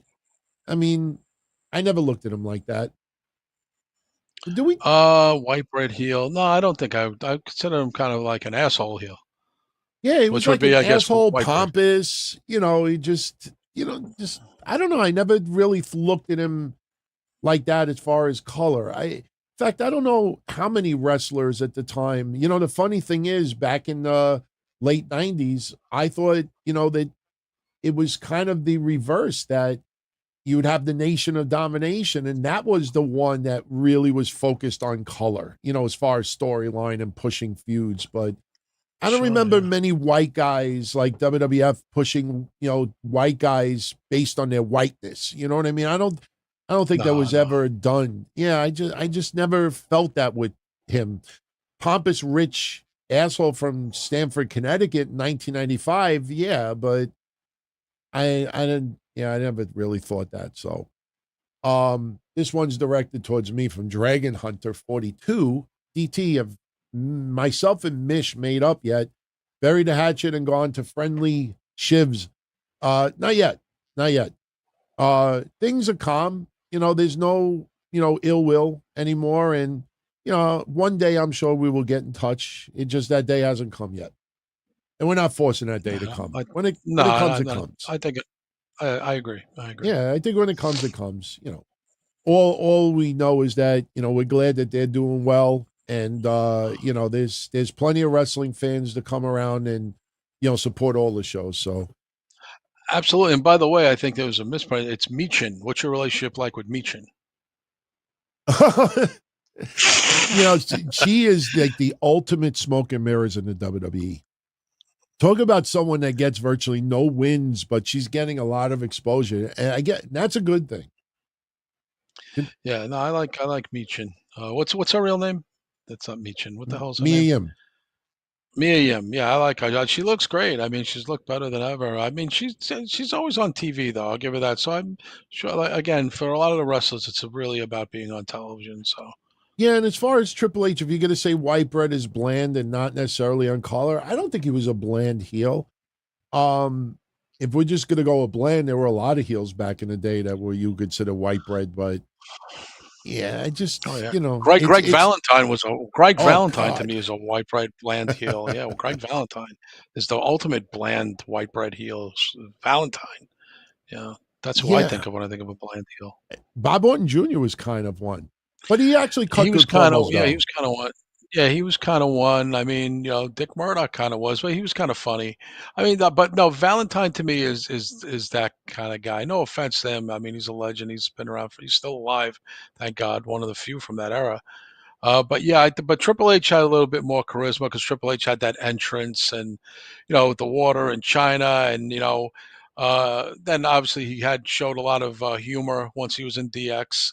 He had some comedy, a lot of, dry humor Triple H always had, you know? Yeah. Yep. Let's see. I'm just looking at the chat. Twix, who is a supporter of ours here and on Patreon. Shout out to Twix. Did Sting mess up by going to TNA over to WWE in 2003? Yeah, I think he came to WWE too late, and I don't think they punished him per se, but he was already old when he came to WWE. People talk about, oh, he could have had this program. He got hurt with Rollins, and he looked a little sloppy, to be honest with you, in a lot of his matches in WWE. It just didn't fit. Sometimes it doesn't work out. It's like Mo Vaughn on the Mets. Sometimes it just doesn't work out. I mean, there's players who go to a team, or there's stars who go, and sometimes it doesn't always work out. And you could say, oh, Sting had the best run in I didn't think he had the best run in AEW. He had the best protected run in AEW. They Yes. smoke and mirrored everything Yep. for the old man. So he didn't have to take, too many. He would take the occasional risky fall, but not often. Darby Allin would do a bulk of the work and he'd come in and do the smash and hit. So I mean, come on. I mean, that's smoke and mirrors. But I thought his WWE run kind of sucked because I think it was too far gone at that point, and he was working with a lot of younger people. But once Rollins, he was in the ring with a young, spry Rollins, and Rollins was a little too intense for him, which I think he was. I don't think Rollins was reckless, like Bret Hart said. He didn't try to hurt him. But once you knew that Sting couldn't take a buckle bomb, or couldn't take certain moves, nah, it was too late. That's why I was kind of surprised. But again, they did a good job of protecting him in AEW. WWE couldn't do that because WWE, quite honestly, DT doesn't do that. They don't smoke and mirror wrestlers for too long because they really want you to kind of put in the work. You know? Yeah. Plus, you would not be able to get away with that in the WWE, and I've said that No, many no, times. You bring no. a Hall of Famer, a veteran, somebody, but you bring in Bret Hart now. And Bret Hart suddenly is on his undefeated run, and he's got a tag team partner, and he's in matches where he never takes bumps, and the social media would jump all over that and be like, you're like, oh, what the fuck? You have him on TV, you can't even do anything, and this and that. It just would not work in WWE. It felt like, all right, you want to sign with us? Fine. Can you still do it? Yeah, I could still do it. All right, good. Just keep in mind, we're not putting you up against like a Crash Olley, with all due respect. God rest his soul. Like, we're not putting you up against a Tozawa. We're going to put you up against the Rollins. We're going to put you up against the big boys, because that's what wrestling fans want to see. They want to see him in Undertaker. Exactly. So yeah, I think he had a decent TNA run, but I think he would have had a bigger run in the WWE, because I think we would have got Undertaker and Sting if they would have been like Yeah. mid 2000s. Sure. Yeah, it was already gone. I mean, and because people are like, oh, he wrestled another 7 years after that. I mean, is that what you really consider really wrestling? I mean, No. on the apron for half of the match. I mean, come on. Yeah. It's smart. WWE doesn't have time to smoke and mirror careers. They just don't. They No. have too many people they put through developmental. There's a lot of money on the line. There's a lot of investments and young talent on the line. What are you going to hold Braun Breaker back so Sting could stand there on the ring 9 minutes out of 11 minutes and just play out his fantasy to wrestle till he's 70? I mean, again, Sting's one of my top 10 of all time. My brother, even bigger fan of his growing up. We had Sting posters all over our walls in the 80s when we were teenagers and shared a bedroom. But enough is enough already with this nonsense. Look at Trish Stratus. Look what happened when she Yeah. came back. She was having kind of like crappy matches. The feud was always, she was aligned with Zoe Stark, but the feud that she was having with Becky really wasn't working all that great. And No. then they did the cage match, and she realized like I gotta fucking work like I'm 20 years younger. Right, You that know, one match she did good, but poor Zoe Stark didn't get anything out of being no, aligned with her at all. Nothing came of it. Yeah. nope, nope. Um, oh, there was one I wanted to ask you. Oh shit. Well, we could bring this one up. Roderick Howard wants to know which is the feud of the year so far? CM Punk versus Drew McIntyre or Swerve versus Hangman? CM Punk versus Drew McIntyre. It's on a grander stage. Yep, I agree. I mean, No. Swerve and Hangman Page, it was done last year and then they moved away from it. Then they brought it back again. It's definitely an intense feud, but CM Punk and Drew McIntyre has had major ramifications from the Royal Rumble to WrestleMania to Scotland, United States to Bad Blood, Hell in a Cell. It's just on a much broader scale. And it set the $5 bracelet world on fire. Yeah, I mean, they're fighting over a bracelet. Not only that, they didn't need to use cinder blocks. They didn't need to use syringes. They didn't need to burn use. down their houses. They didn't have to burn down houses. They used the strap. They used the strap. And a bracelet. So look, you take away burning down the house. You take away going into the kid's bedroom. You take away the cinder blocks and the syringes. You take away everything else, and you focus more on the psychology. It might have had a different viewpoint, but it's true. Yeah, I Drew and Punk all the way for me.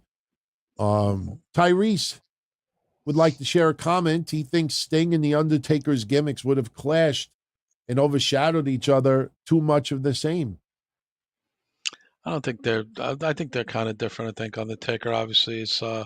I mean, Sting, if you're copying the Crow character, if you go by Brandon Lee's character of the Crow gimmick, he was killed and came back to life. But Sting is just basically looking like that. Sting's not really the Crow character. It's just an offshoot of it.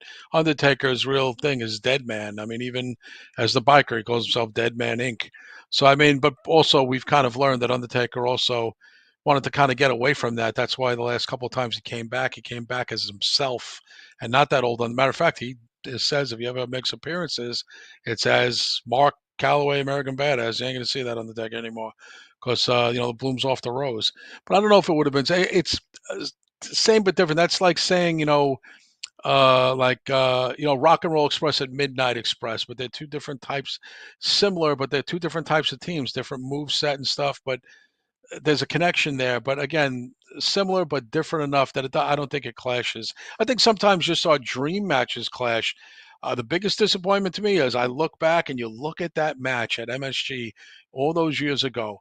Brock Lesnar versus Goldberg with Steve Austin as Oh special guest God, referee, yeah. and again it was like a big boo bird thing. It's not even enjoyable to even watch it as a goof because the audience is so invested in shitting on it that you couldn't even enjoy it. They lock up, they're booed. It was just it's like I mean, now granted, years later, the Goldberg and Lesnar kind of make it up. With the squash match, Goldberg beating him Yeah. twice in a row like that in minutes.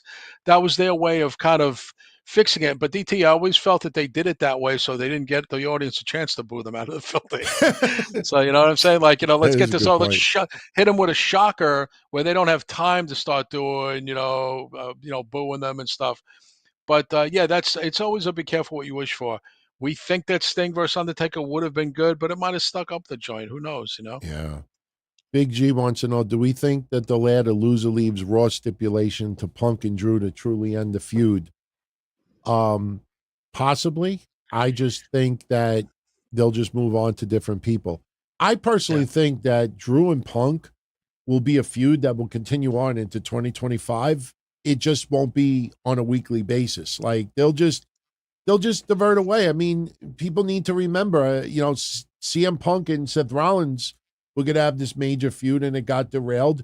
You could even go Drew McIntyre and Seth Rollins and then it got derailed. And then Seth got involved with other people. Look at Damian Priest. Damian Priest should have went further with the Gunther stuff, but he's got Judgment Day business to take care of right now.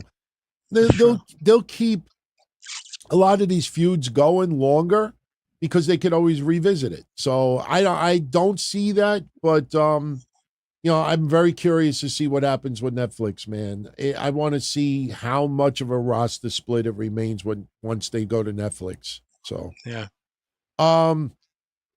Thank you very much for that. Olley Jimothy. Either one of us ever check out Dangerfields back in the day? Did I ever take out? No, I don't think I've ever been to Dangerfields. I mean, we had there was a comedy place on Sheepshead Bay Road. I can't remember. It was where Andrew Dice Clay started out, an old one. And I think Rodney used to go there in the 70s and 80s where I grew up, back when I lived in Sheepshead Bay back in the day. I can't remember the name of the comedy place. It's a famous place, but it was affiliated with Dangerfields. But I know I never got to go to Dangerfields in the city. Never been there. I went on my junior prom for high school. I went to Dangerfields. Yeah, I've told this story before. For my junior prom, none of us had dates. So they had it at the Waldorf Astoria. So me and my friends, this is a true story. This was 1986. It was 1986. We didn't have dates. It was junior prom. And we decided we were going to rent a limo anyway. And the limousine driver was cool as fuck, let us drink. We pulled up to Waldorf Astoria with ZZ Top, sharp dressed man blasting, and we went through the sunroof and we're drinking like beers and champagne, and everybody was like, some people were like marking out, like, laughing it up and stuff. Some people thought we were just absolute assholes for doing that. And then once that got old, we decided to go to Dangerfields in the city. We went to Dangerfields. And then after that, we ended up at Rockaway Beach. And I'll never forget it. My friend had the video Stairway to Heaven. And it was like 4:00 in the morning. The sun was coming up, like 5:00 in the morning. The sun was coming up. And after going to Waldorf Astoria and after going all the way to the city for Dangerfields, we went to Rockaway Beach and we were there for sunrise and watching Stairway to Heaven. And we came home at like 7:00 in the morning.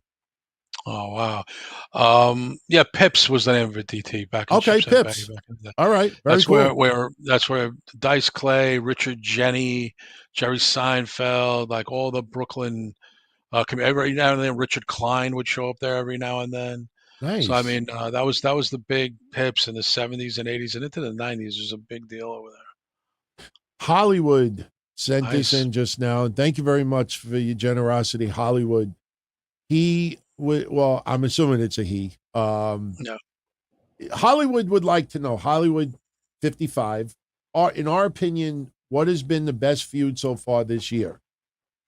Of all of wrestling, there's been some good ones. I got to go with Karrion Kross versus The New Day. I'm just kidding. I'm sorry, Kev. I used to joke. He'll make me pay for that one. It could have been, but no. I mean, we were just mentioning it, not to run it into the ground. Obviously, CM Punk, Drew McIntyre. It's too early yet for new Bloodline versus Reigns or Cody Rhodes. I mean, this is just the beginning of that. So I would probably say Liv Morgan and Rhea Ripley as well. I mean, that feud, and now Damian Priest versus the Judgment Day, still too early, but it's going to carry for the rest of the year. So I would say, DT, wouldn't you say Damian Priest and Rhea Ripley versus the Judgment Day will be a contender by the end of the year for best feud of the year? Probably. It'll be a contender, absolutely. Yeah. If I choose one from the men and one from the women, On the men's side, I got to go with CM Punk and Drew McIntyre. Yeah, it's To the, obvious. I think Clash at the Castle is a perfect example. Why? Because so many people, when you're wishing Triple H catch another heart attack because Drew didn't win it in Scotland, it was like that just showed you that is wrestling. I'm not trying to be funny when I say this. This is wrestling at its finest. When Yeah, wrestling could trigger you that much off of an outcome where the wrestlers themselves are not upset at it and the fans are that angry, that's when you know that you are onto something big.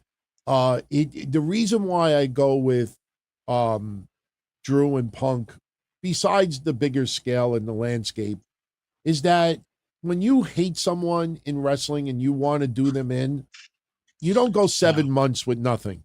You don't go yeah, 5 months with nothing. Sure, if things change and things get shifted, that's fine. But the problem that Tony Khan had is that Hangman Page was off TV for a very, very long time. CM Punk was not. CM Punk was injured, and they still managed to get months of a massive feud with Drew McIntyre continuing. If Hangman Page would have never been taken off of TV and feuded still with Swerve from the end of last year going into this year and all through into the summer, that I would have chosen that. But yeah, you can't just simply turn off the faucet and turn it back on, and simply because you're blasting the faucet, that, oh my God, this is amazing. It's not Feud of the Year, but it definitely is AEW's Feud of the Year. I will say that.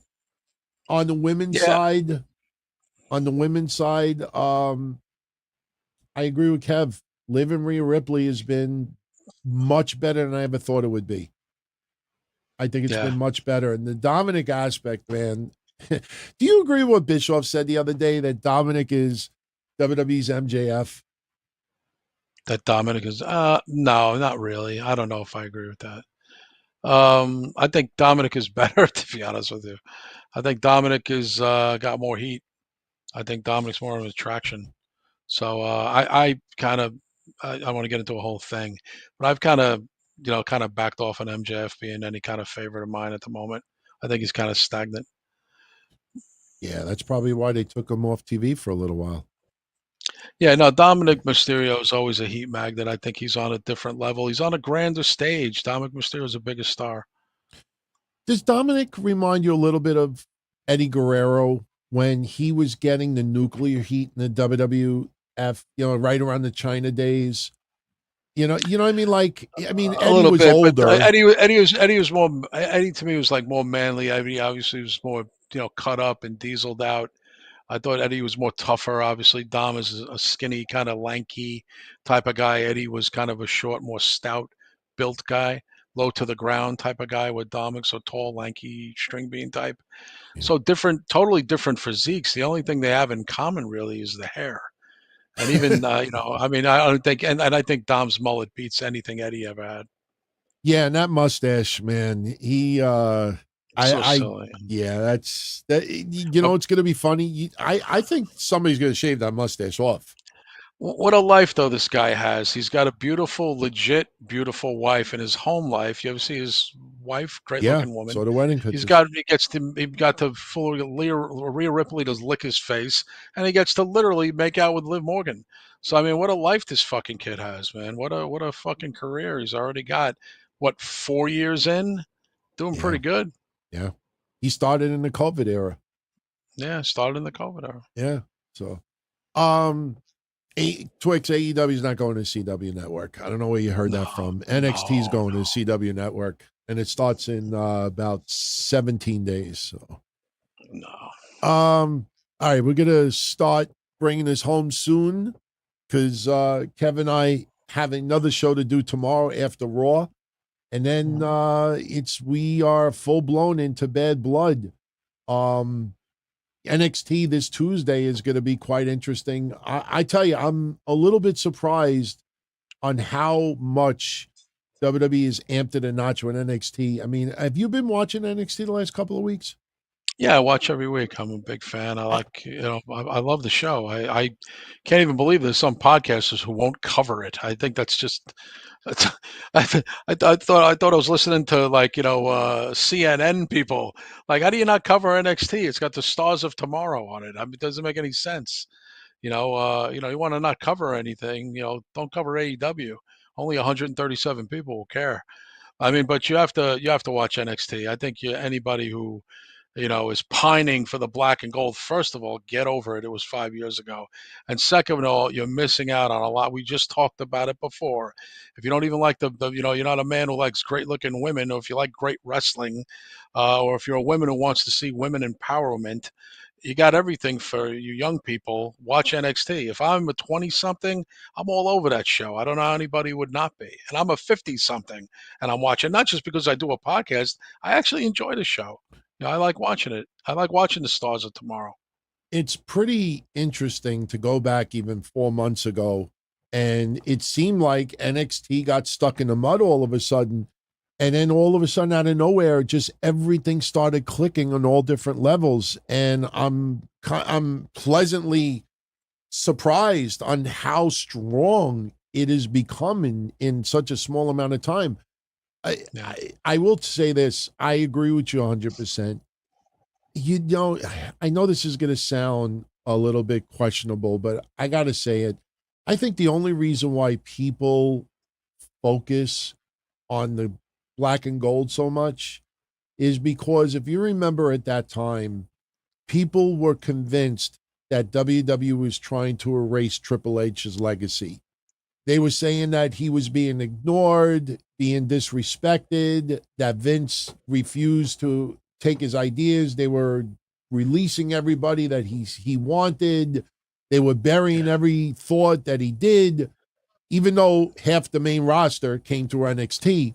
And I think that ever since then, like, people have to keep that black and gold aspect to it because they were proved wrong. That WWE was never trying to erase Triple H's legacy. The boss had a different vision than what Triple H had, but that doesn't mean that he was erasing his legacy. And I got news for you. I think in very short amount of time, NXT now, I think is going to put rings around the black and gold. I mean, there was a couple of people I enjoyed in the black and gold, but there was a reason why it only did 600,000 viewers, Yeah, it's a little much. Like people are making like it's the days of Luthez and George Hackenschmidt. I mean, there's a bunch of guys. Let's be honest, and not really any of them are big stars today. I mean, really, Adam Cole's injured all the time. He never really achieved the legendary status that he should have been. The rest of Undisputed Era have fallen apart, or they're not even in the business anymore. I mean, our buddy Cross is kind of in between. They're really not even sure what they're doing with him right now because he comes from the tail end of that era. Keith Lee on to do nothing. I mean, let's take a good look at everybody from there. I mean, like, come on, Ciampa and Gargano, give me a break. They're a mid-card tag team. Yeah. So, not we didn't exact. It's not exactly 2001 class of OVW. Batista, John Cena, Randy Orton, Brock Lesnar. That's a fucking legacy. OVW has a better legacy than black and gold. I mean, come on, let's be serious. Again, sometimes fans get on this overhype train and they just don't know how to get off of it. Yeah, I agree. I mean, people have their favorites. That's fine. But just because you have your favorites doesn't mean that they're destined to be to that level.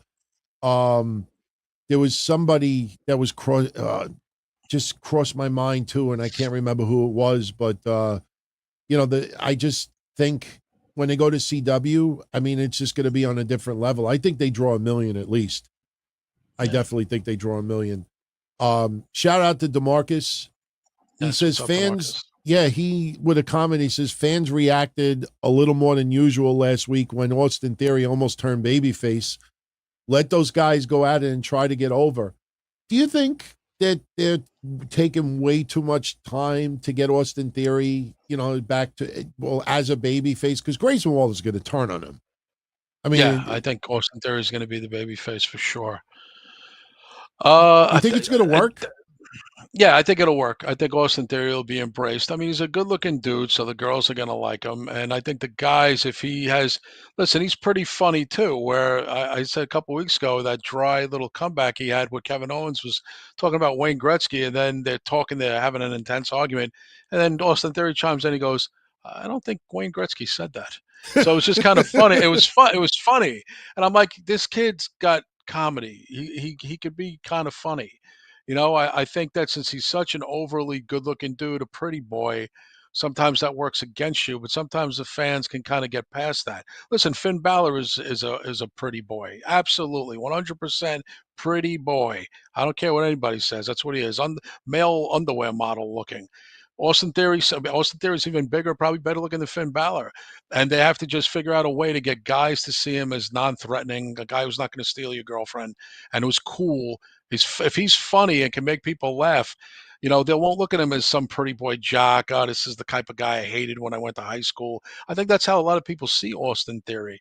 He's that fucking dude at the bar who's macking on everybody's girlfriend, and fans get all up in themselves about stuff like that. And but I think if he adds some humor to himself and he makes some saves for some of the baby faces, I think the same thing for Cross. I think people will see them in a different light and say, okay, I don't see him as a musclehead pretty boy from the gym. Now I kind of see him as he's making his way. He's kind of earning my respect. I'm finding him interesting now. Because, yeah, he's the douche face, like Marcus Bagwell. Well, Marcus Bagwell to me was very hateable in real life as well as a character. I couldn't stand Marcus Alexander Bagwell or Buff Bagwell. I wanted to vomit every time I heard his music. Austin Theory, I have faith in the kid. I think that he could be something. And I think the fans will latch on to him. And I think even kids will look up to him. He's a big, jacked up dude.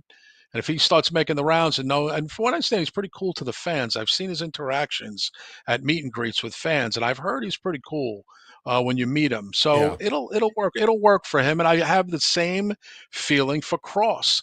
When if Cross turns babyface, everybody wants to cheer for Scarlett, and I think by proxy they'll cheer for Cross too, because everyone's like, I hear nothing but good shit about Cross on the outside. Like he's friendly with everybody online. He always responds to fans' comments, whether good, bad, or indifferent on Twitter.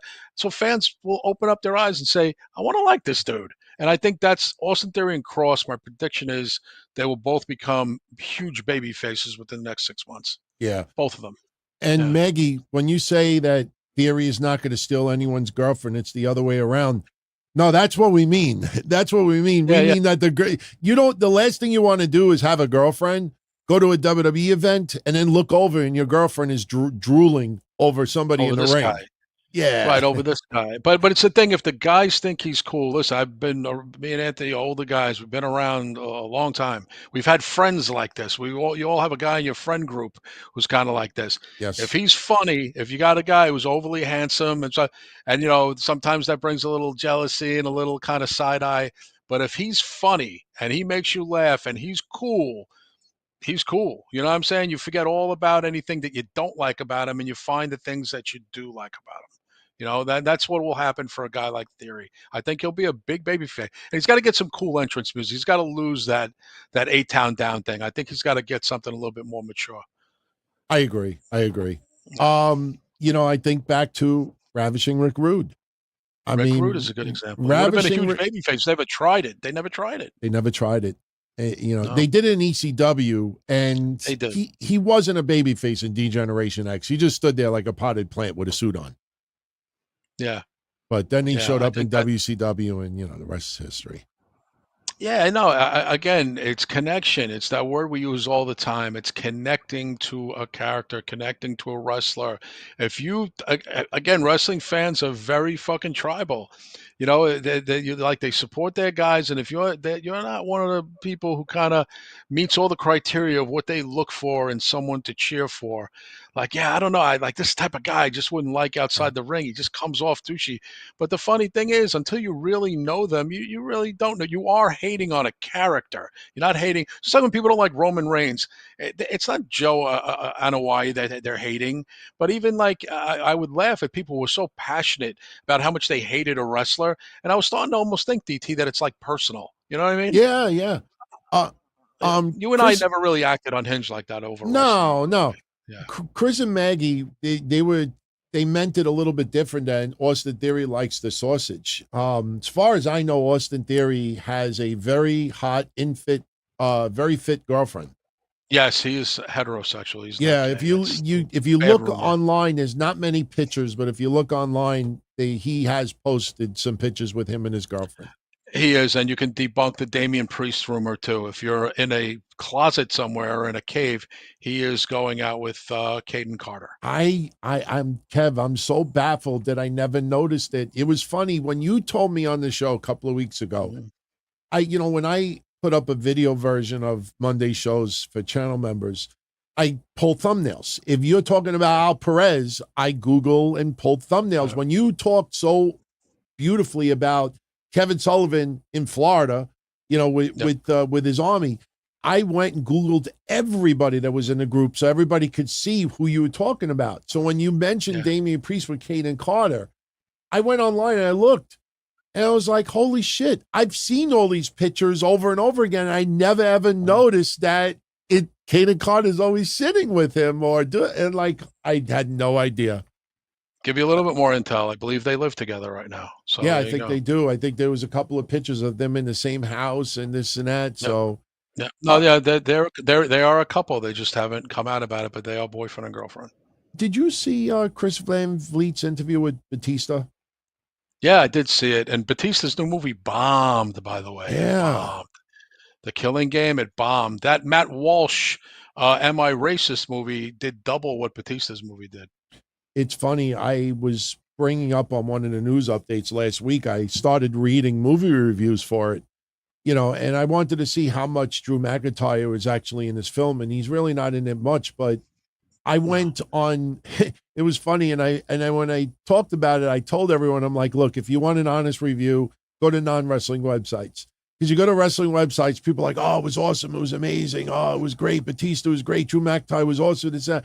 And you go on non-wrestling news sites and they're like, the extreme violence gets played out very, very early and it pushes the boundaries of, an R rating. And, you're kind of like counting down the time when somebody could. And I'm like, wow, it's getting like pretty mixed reviews. So when you tell me that it bombed, it doesn't surprise me. I think fans are kind of tired of that kind of movie. Well, DT, the problem is Batista, they don't like beta Batista. People like the jacked up animal. In Knock at the Cabin Door, he was 320 pounds of muscle. He's huge. Now, I understand in his mid-50s, and listen, we're all in our mid-50s. It's not healthy to be a certain, and overly muscular is as bad as being overly overweight. So he wanted to slim down, but he slimmed down to now he's about 240. Yeah. That's a huge weight drop from 320, and he's 6'6". So it's like, and it just, he was wearing pearls and kind of a woman's jacket, and everyone's like, is Batista coming out of the closet? I don't know if he's coming out of the closet, but I know that fans have basically said, no, we like Alpha Batista. We like Guardians of the Galaxy Batista. We do not like skinny Ozempic wearing pearls and a women's jacket Batista. They have, again, people are reading society wrong day in and day out. Alpha Batista's box office, Beta Batista, everybody stayed away. And that's just the deal, I think. And I think, and Batista's dressing weird and very nerdy. He's dressing like Pee Wee Herman. I'm not sure what that's all about. I never saw Stallone or Schwarzenegger dressed like that. And I think Batista's trying to become a serious actor. And people are like, well, you're kind of Guardians Drax. That's how we see you. And he wants, no, see me as De Niro, where I play different. I lose weight for film roles like Anthony Hopkins. And but Dave, I don't think anybody sees you that way. I mean, you can maybe, you're not a bad actor. I think, matter of fact, I think Dave is a better actor than John Cena and The Rock. I think people in the chat might agree with me. You guys think here in the chat if Batista has actually got a little bit better range? Rock and Cena seem to play themselves in every movie. Cena's better than Rock. Rock is the same in every fucking movie. But Batista is not bad. If you saw Knock at the Cabin Door, if you saw Guardians of the Galaxy, he tries to have some personality and charisma and range.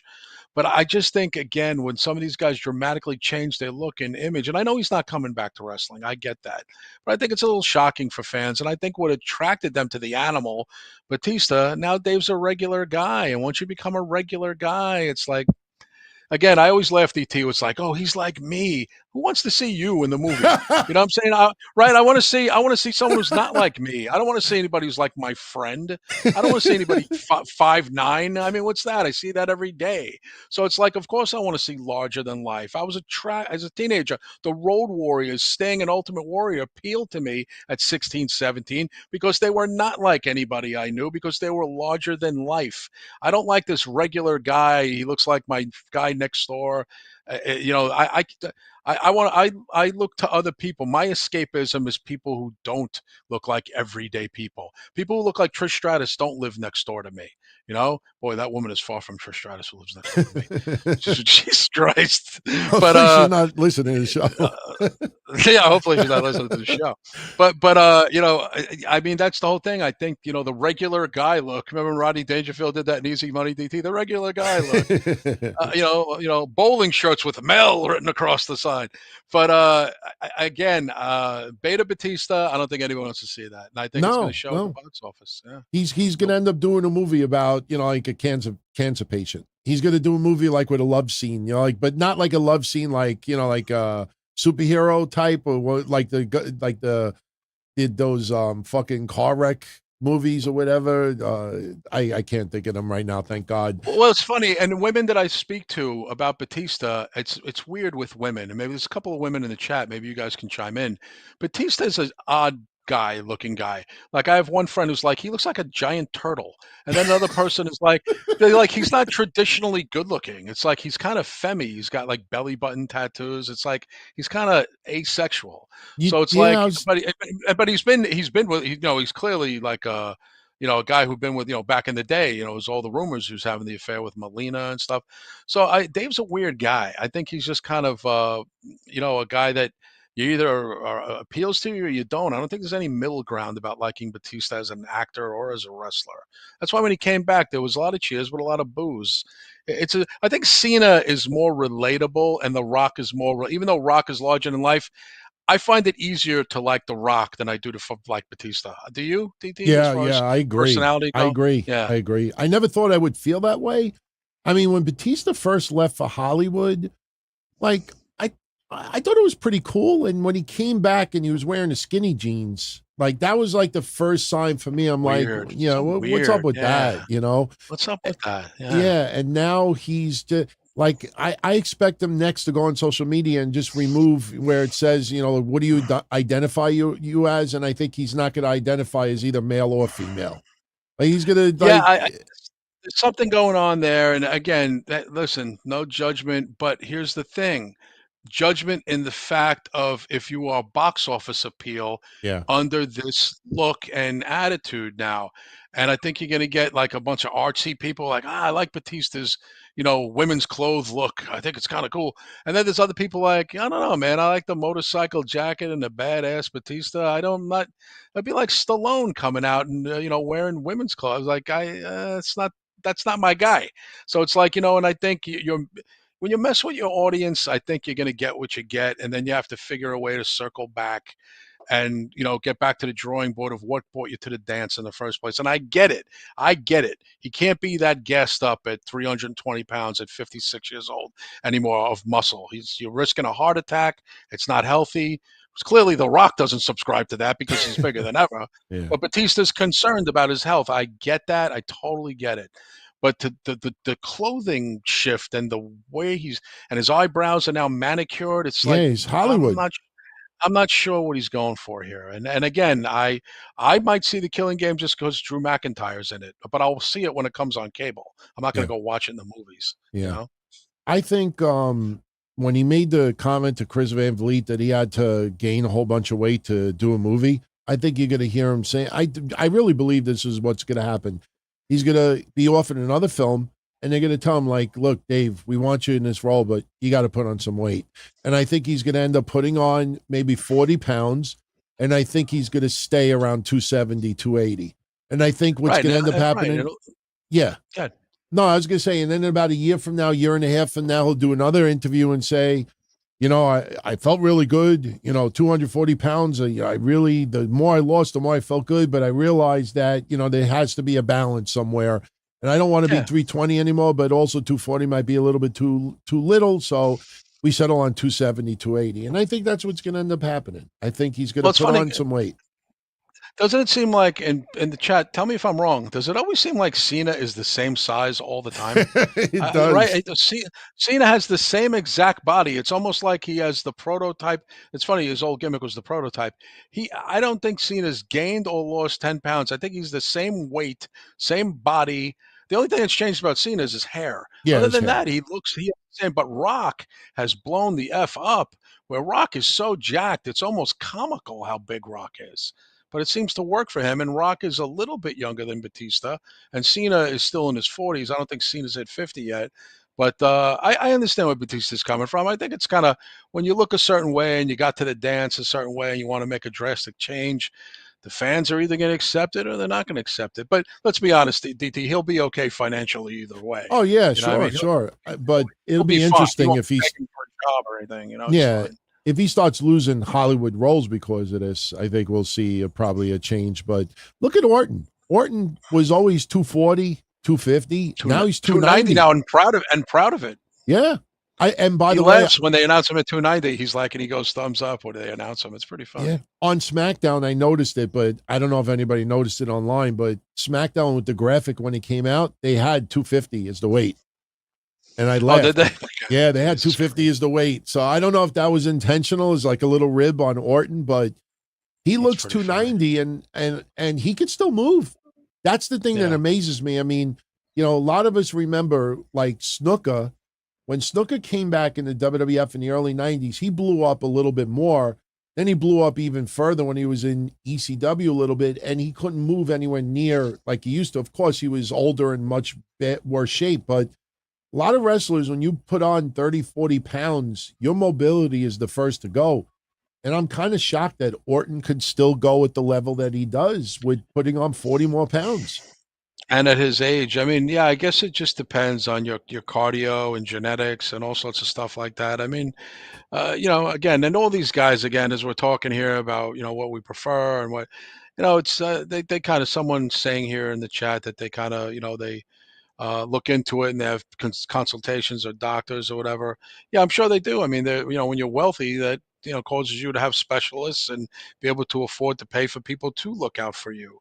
But again, I think a movie star, I think it's a certain look that attracts people. And Batista made it clear that he wants different roles and not be known for just Drax from Guardians of the Galaxy. Too late for that now, man. Yeah, I mean, again, and he said, the one thing he did said, well, I don't know if anybody's vying to see a 56, going to be 57-year-old action star. But the funny thing is, I mean, look at Tom Cruise. He's in his 60s. I think Tom Cruise is technically still the #1 action star in the country, right, guys? I think Mission Impossible, I think, is still box office breaker, Top Gun. I think Tom Cruise is still #1 action star, if I'm not incorrect. And he's in his early 60s, and Tom does most of his own stunts. So, but Tom Cruise could never do a drastic look change. Tom looks the same all the time. Yeah. You know what I mean? Yeah. I don't know how he's doing it by, Satanism or Scientology, whatever he's into, deal with the devil, whatever Tom Cruise is doing, it seems to be working. Yeah. We got to start wrapping this up, guys. Does anybody wants to throw us final question? Anybody wants if you got any final questions, throw it up in the chat. We'll answer them quick and we'll start bringing this home. It's 10:20 here on the New York side of things. And fun show. Definitely appreciate everybody who showed up tonight. Still a nice turnout. And again, if you're enjoying the show, throw a thumbs up. That'll send a little message to YouTube that you like the show and maybe they should recommend it to others. And we keep these turnouts. We'll keep putting these out, but we won't overstay our welcome. Obviously, we'll do these as special episodes. But. Why? We're going to do the next one will be for Halloween. We'll do it right around Halloween. Yeah, right before Halloween. Yeah. And I tell you, this was perfect timing because of what happened on SmackDown 2 days ago. Yes. Because we would have all been, if we would have done this sooner, we would have all been pondering like, what's going to happen at Bad Blood? Is Roman going to have a match? Where's this going to go? How's it going to go to Survivor Series? And Friday set up a hell of a lot more than I think we realize at this point. But, as far as Tony Khan, Benjamin fearing for his life over the Kevin Kelly and Tate Twins lawsuit, Tony Khan's not even sweating it. Stephen P. New is the one handling the lawsuit. I don't think it's going to go anywhere. Bringing Ian Riccaboni in this because of some stuff on the internet, I think was a little bit much. I'm not against Kevin Kelly at all. I like him. I think he is much more talented than what people perceive him to be. I think he's a great commentator, but I don't think that lawsuit's going anywhere. I'm a little surprised it didn't settle outside of court. There must be some really, really bad blood amongst AEW and Kevin Kelly for them to not want to settle and keep it quiet.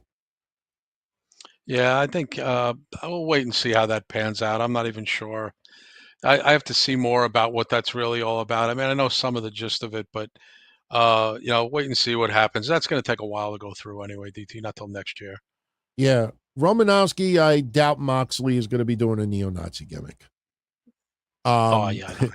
Yeah, I mean, I get it. AEW has the niche product, and until people out there realize that that's what Warner Brothers Discovery wants them to be, but I don't think they're going to go into Nazi territory. So, this is a good one from Kevin Milwaukee. How many? Maybe the question should be tweaked a little, but he asks, how many times should Cena lose during his retirement year? Oh, actually, he does say it. Who do you think Cena should lose to? Because there's a lot of people that want to have a match with Cena going into his final year. And is there anybody in particular that you want to see Cena lose to? See Cena lose to? Braun Breaker? Maybe Braun Breaker. Yeah, I would say someone who's on the upcoming, like Braun. Yeah, Braun Breaker would probably be really the only young guy. Bronson Reed, not really, because I still don't. I am one of the guys who's still not quite sold on Bronson Reed yet. But Braun Breaker, I'm totally sold on. So Braun Breaker, Bronson Reed, Braun Breaker. There's too many Brauns. Bronson. Jesus Christ. Breaker, which I do agree with some of you guys. I hope eventually that becomes Braun Steiner. I want to say job to him. He's the future of this company. Yeah, I agree. Braun Breaker is the only one I could think of offhand. I think CM Punk should lose to Cena. I actually think that could happen. It really depends. His retirement match is going to be a win. He'll have a match with Orton, obviously. I think once we start getting Cena back on TV, then we can have a better picture, because there's been rumors that Cena may actually team up in several matches. So if he starts tag teaming with people, then he's going to get, a whole handful of wins.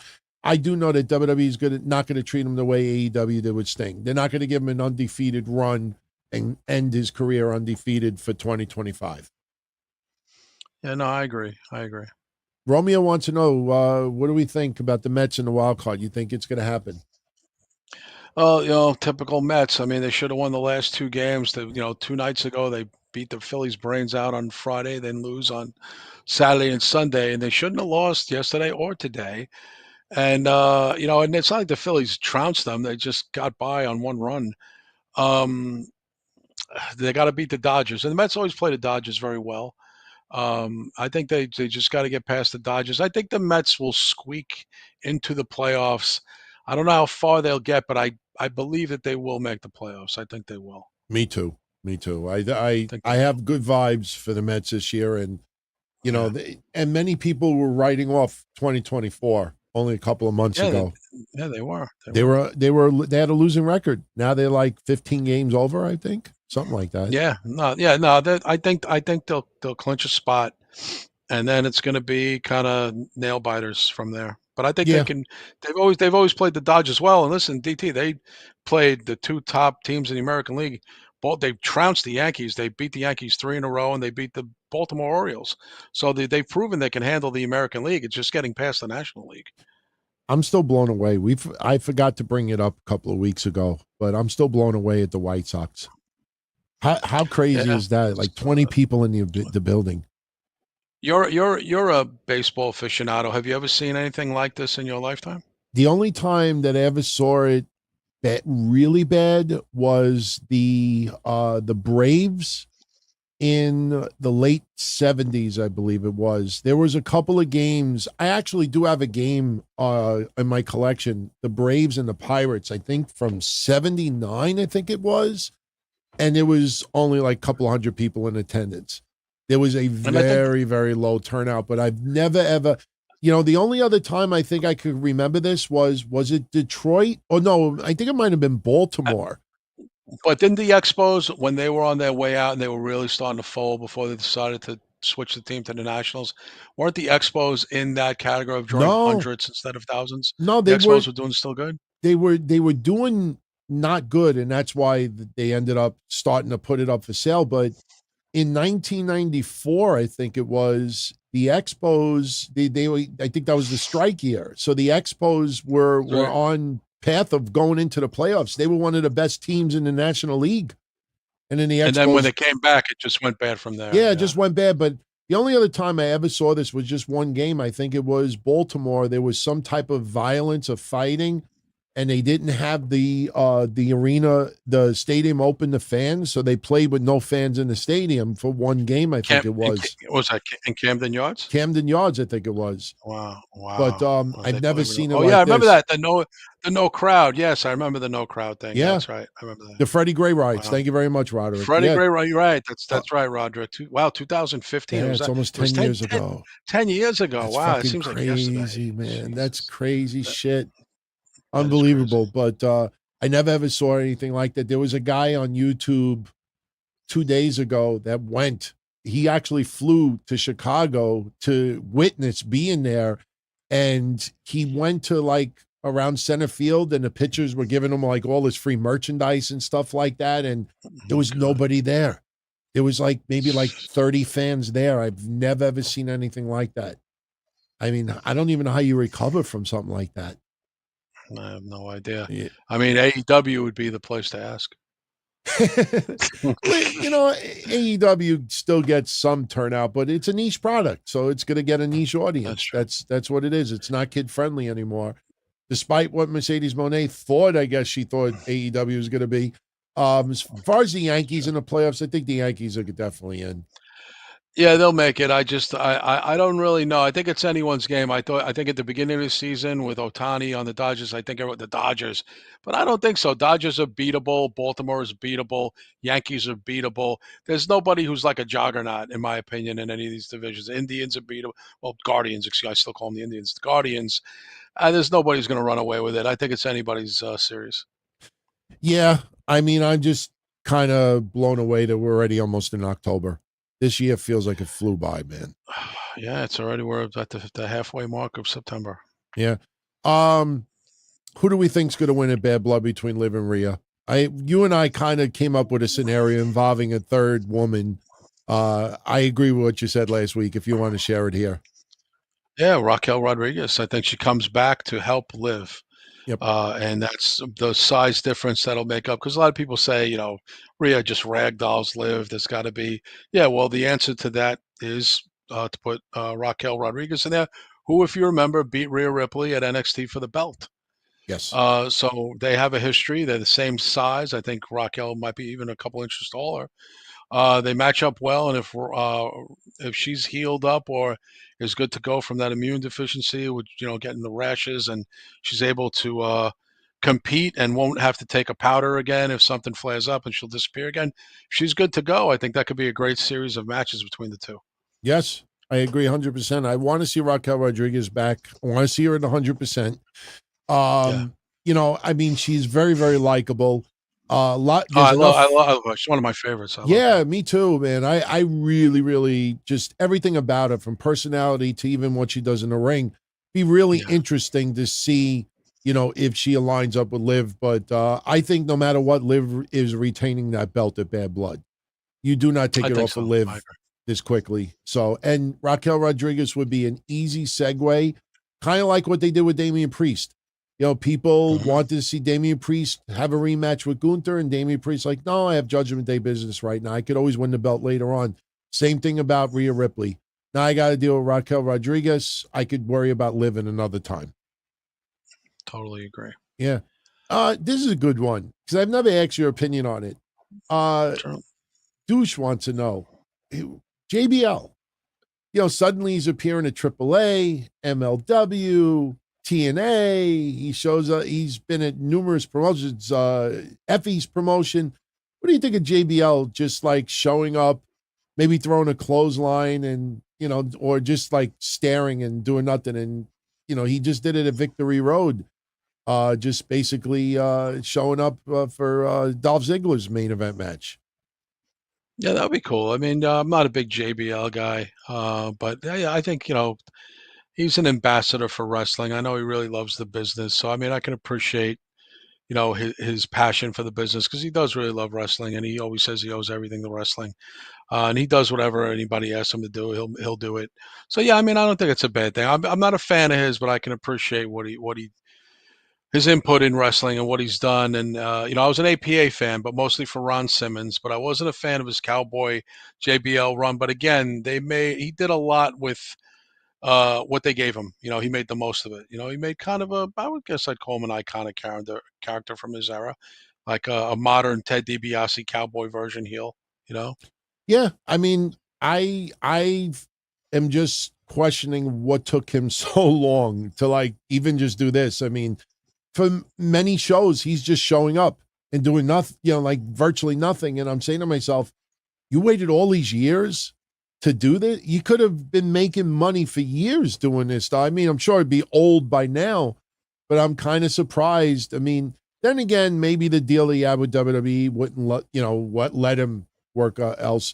I think that's what we're starting to notice now. I think Triple H, these contracts now through TKO Group Holdings, they're a little bit more loose as far as social media, going on streaming platforms. And I think even with these legends, they're letting them work some indies too. No, they are. I think again, if he could pop up anywhere and help, he's not going to move tickets, but it'd be fun to have him on, whatever show that he appears on. It'd be cool. Yeah, and he gets, when needed, when he gets a little physical, it's just enough, just to get the job done. They're not putting him in, individual matches. So, I'm just surprised that it took this long, but I'm not complaining about it. So, would I go out of my way to see it? No, but it is interesting to see him just pop up unexpectedly in so many places. And I want to thank our moderators in the chat. And like Austin Nance says, yeah, keep smashing the like button even after the show is done, right, TT? Yes, absolutely. So this way, those could check it out on the replay, and hopefully those that are tuning in on the archive could, show up at the next one. We'll be doing it right around Halloween time. It should be on a Sunday, and I'm looking at the calendar in October right now. The 27th. Yeah, the 20th or the 27th. There'll probably be one of those 2 days that we'll do it. And what's cool is Bad Blood will be over, and then we'll be pretty close to the road to Survivor Series. So we should have some plans mapped out as far as, who's going to be aligned with who. And we can definitely pick up from there. And we'll have a Halloween theme with the show as well. Yeah, like you guys can ask movie questions and horror questions and all sorts of Halloween fun hijinks we will have. Even maybe give away some candy on the show. I don't know how we do that, DT, but we'll find a way to give out what's the corn? Candy corn? Candy corn. Candy corn on the. I never liked candy corn personally, but I like the mini Snickers bars. But that was my thing. I was never a candy corn guy. Yeah, two things. First off, Bob the Builder. He enjoys listening to the old episodes. Is there any way you can listen to the older episodes from the 2000s? And he wonders where the other hosts are. We have a bunch, like 75 retro episodes on Patreon. One day we're going to put our entire catalog back online. The only thing is it's very expensive to put it on a hosting server. And it's just, the demand is not, we'd be taking a bath money-wise doing that. Patreon has a feature now. I got to talk to you about this, Kev. It just came out literally a couple of days ago where you could put content up there and people can purchase it as like a package. Like if we were to put like the first 10 years of the DTKC show, you could put that up as a package where somebody doesn't have to become a patron, but they could just purchase that content and download it. Or if you wanted to make all of your episodes available, you could put that up as a package and somebody could just purchase it and download it. So we're going to look into that. I'm going to talk to Kev this week about it. I just found out literally yesterday about that. So, Oh no, but that's not bad. yeah, but Patreon right now, there's a bunch of episodes. Channel members have a bunch of retro episodes as well. And, we have a decent amount online. And to Cody Collins, who's been our most loyal listener going back to the beginning, we don't have any one individual person. I mean, we have friends that go back, from Deadpool and others that still tune in that are Crestman. Yeah. I mean, but there's so many that still support us going back 20 some odd years. Listen, I'm not trying to speak for Kev, but I know he'll agree with me on this. We love shouting out individual people. The problem is that when we start doing that, we forget others. And we don't intentionally doing that. And we don't sometimes someone will be like, oh man, he forgot about me. So we don't try to individualize and take one person, say, oh, this is our favorite person, this and that. But I will tell you, bar none, I don't think we have I don't think there's any other show out there that has people supporting us for this many years. I agree, but I tell you right now, if someone drops a 50 bomb on us right now, I'm gonna tell you how much you're our favorite listener. I'm gonna put you over like a motherfucker right now. You can even drop a 20, and me and DT will put you over like fucking CM Punk. Oh man, I'll show you my tits for 20. Jesus Christ. Oh man. Shout out to Theme Parks with Johnny. He's been a channel member for 32 months. He just wanted to send a thank you for everything and for everything that we do in the escape. I know it sounds cliche, but it is true. It's not just an escape for all of you out there. It's an escape for us as well. Because Absolutely. Believe me, we've been watching, Kevin and I, one thing that we have in common, we both started watching wrestling in 1979. And we've been there during the good times, the bad times, the awful times. And we never wavered from wrestling. We always remained fans. And that's one thing that I notice, even with podcasting or, it comes in spurts. You'll see people that will get into wrestling and then they'll fall out of favor and just drift away for a few years. And then they come back when it's hot, then they drift away. And that's fine. I mean, no one should be forced to watch wrestling or be a fan or not be a fan. But, we kind of amazed that we never drifted away from wrestling. That's been the common denominator for us since 1979. And, when we have fun on these shows, it's not fake. It's not choreographed. We don't rehearse.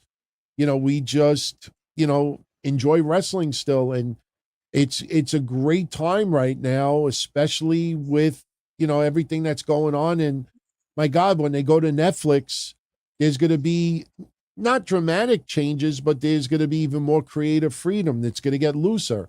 The advertisers on Netflix is not the advertisers on USA Network or Fox.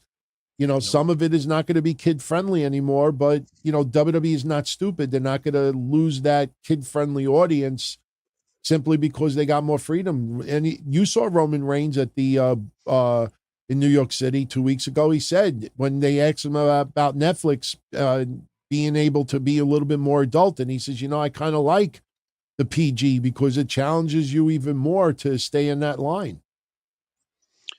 Yeah, no, I agree. I mean, I prefer.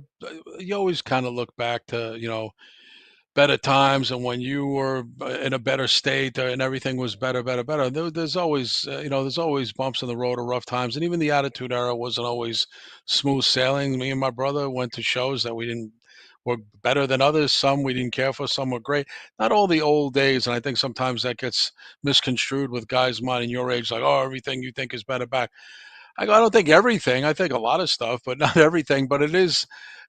I think enjoy wrestling for why you enjoy it. To me, I still enjoy the thing I like about wrestling. Still, is it could still get me out of my seat. When Roman Reigns came back for the first time a few weeks ago and that music hit, it was great. I mean, I found myself and watching by myself at my house, I'm almost like talking to myself. I'm like all hyped up.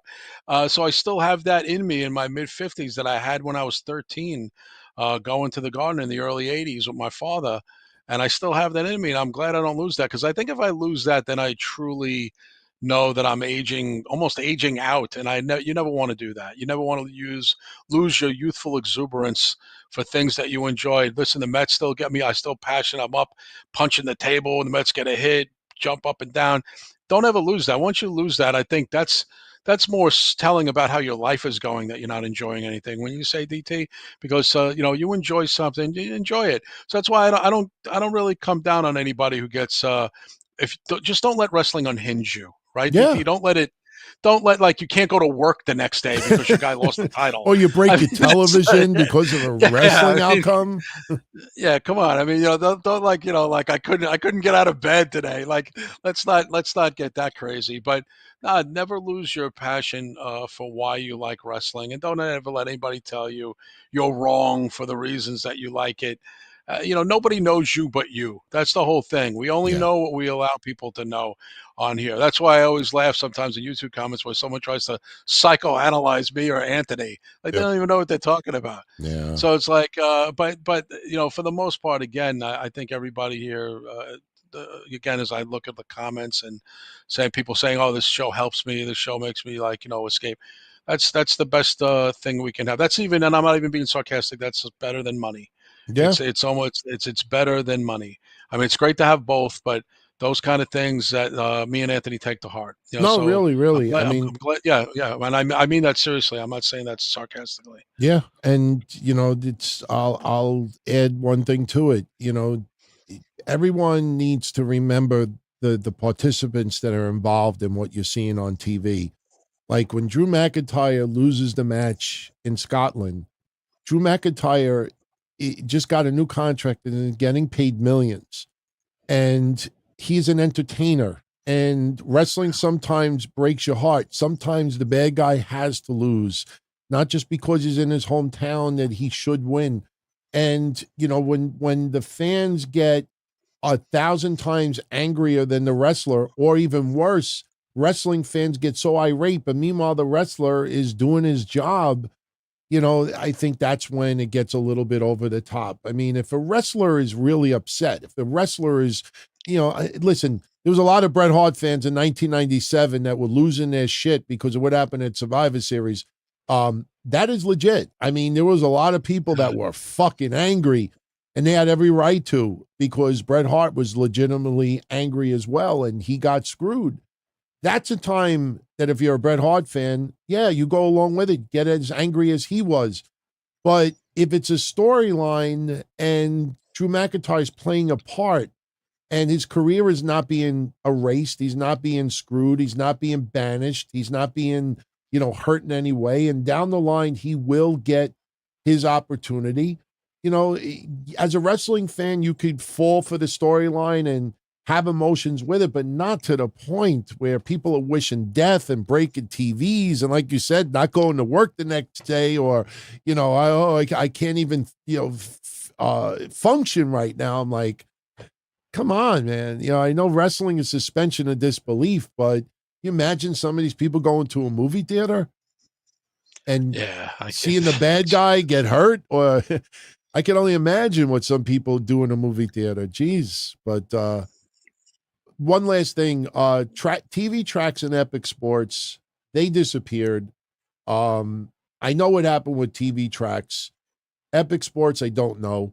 But what happened was several years ago, there was something called Ad Gate, something like that on YouTube, where they took away ad revenue for wrestling shows. And TV tracks was spending, it was a full-time job for him. He was listening to everybody's shows, ours, Solomon's and others, and he would put clips online.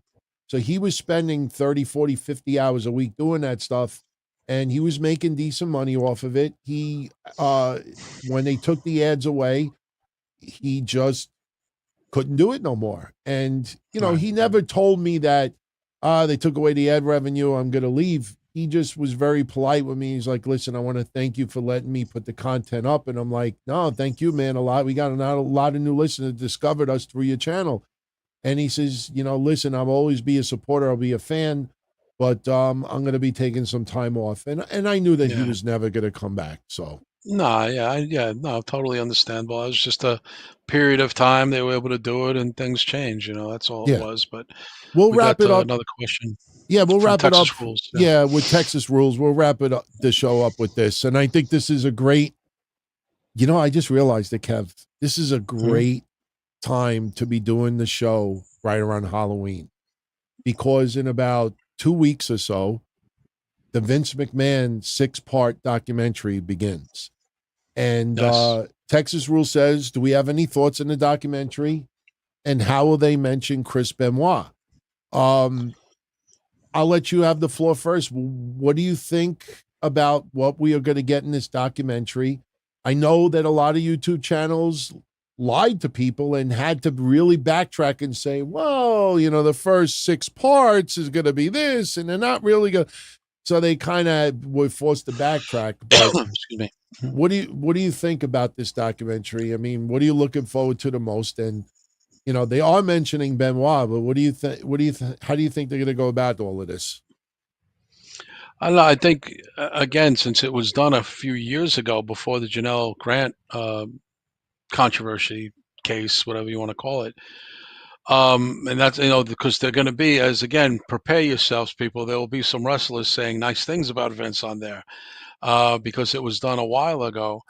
But I'm prepared. How many episodes are there in total of the DT? We know? Six 1-hour episodes. Right, and you can binge watch them because Netflix puts the whole thing on there. Right after, so you can just you can take a whole day and watch the whole thing if you want. I don't know if I'm going to be able to do that. I'll probably watch maybe 2 in a row and then come back. I don't know if I'm going to binge watch the whole fucking thing.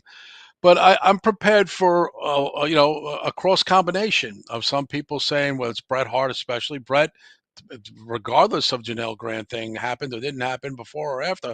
Bret's going to say how he feels. The Cena and Rock will be cautious with what they say. As soon as I saw the faces and the players involved, ET, I kind of know what to expect. Yes. To you, I kind of know who Kurt Angle. I kind of know who's going to say good things and who. Bret would be the one that stuck out to me, that Bret's going to let it fly no matter what. Right. Bret is going to be the one to, say some stuff, and there'll probably be some others, but I think Bret really stood out to me. And again, take into consideration when this production of this, putting this together started, it was several years ago before the Janelle Grant stuff came out. But DT, did they say for the final episode or whatever, did they do an add-on? Was it completed?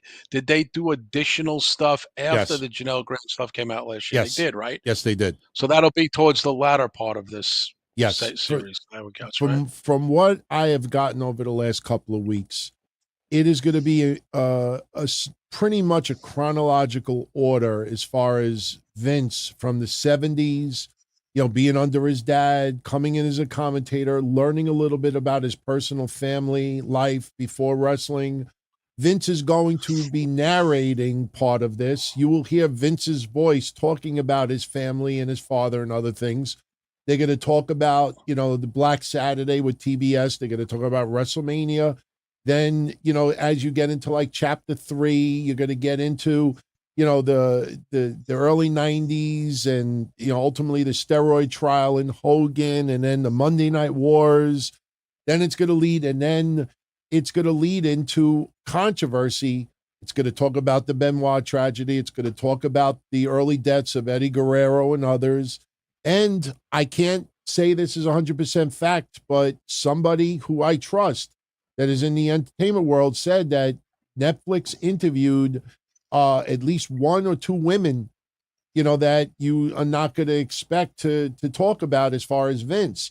I don't know who the women are. I wonder if it's going to, because remember, Christy Hemme? I thought of Christy Hemme immediately.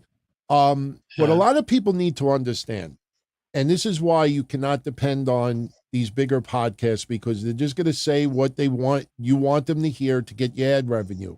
But I will say this, even though the Janelle Grant NDA ended up failing, And even though the feds are investigating Vince right now for misappropriating money, and he could very well get indicted for it, what you need to understand is that there are a lot of women out there that did agree to NDAs that, despite what happened with Janelle Grant, despite what happened to Rita Chatterton, they're going to stick with their NDAs.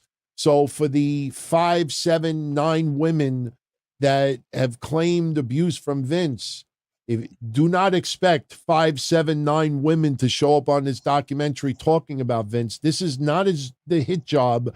Conrad's exact words were, "This is a hit job." And I respect Conrad, and I'm a fan of Conrad, and I can't say nothing bad about Conrad. But when I heard that, I'm like, I don't know where the fuck he got that from. This is not a hit job on Vince McMahon. If it was a hit job on Vince McMahon, it would have been invested on Dark Side of the Ring. And I seriously believe that Vince had a very big say as far as what is going to be in this documentary. Why would Vince take part in it? Even before the Janelle Grant accusations. Because I agree. I'll say one last thing about this. We still won't know what happened with Janelle Grant. Vince wants people to believe that she was just a freak. So if she was just a freak, I know it sounds funny, but if she was just a freak, what did Vince do wrong with her? See, that's the thing people need to understand. So why would Vince be a willing participant for a hit job before Janelle Grant? Because he didn't think he was doing anything wrong with Janelle Grant. You know what I mean? So I don't know, but is this going to be a bunch of sexual deviants? I don't know. When I saw the picture of Vince sitting in that ring for that, when I saw Vince sitting in that ring for that trailer, and I looked at the close-up high definition picture, all I kept thinking to myself was, what the fuck did Janelle Grant see in that guy? He's 80 years old. Yeah, I know it's money, but I can't picture it. Like I picture Vince being a woman at that age, and I'm like, I don't care how much money she had. I couldn't hit that. Let alone get crapped on my face.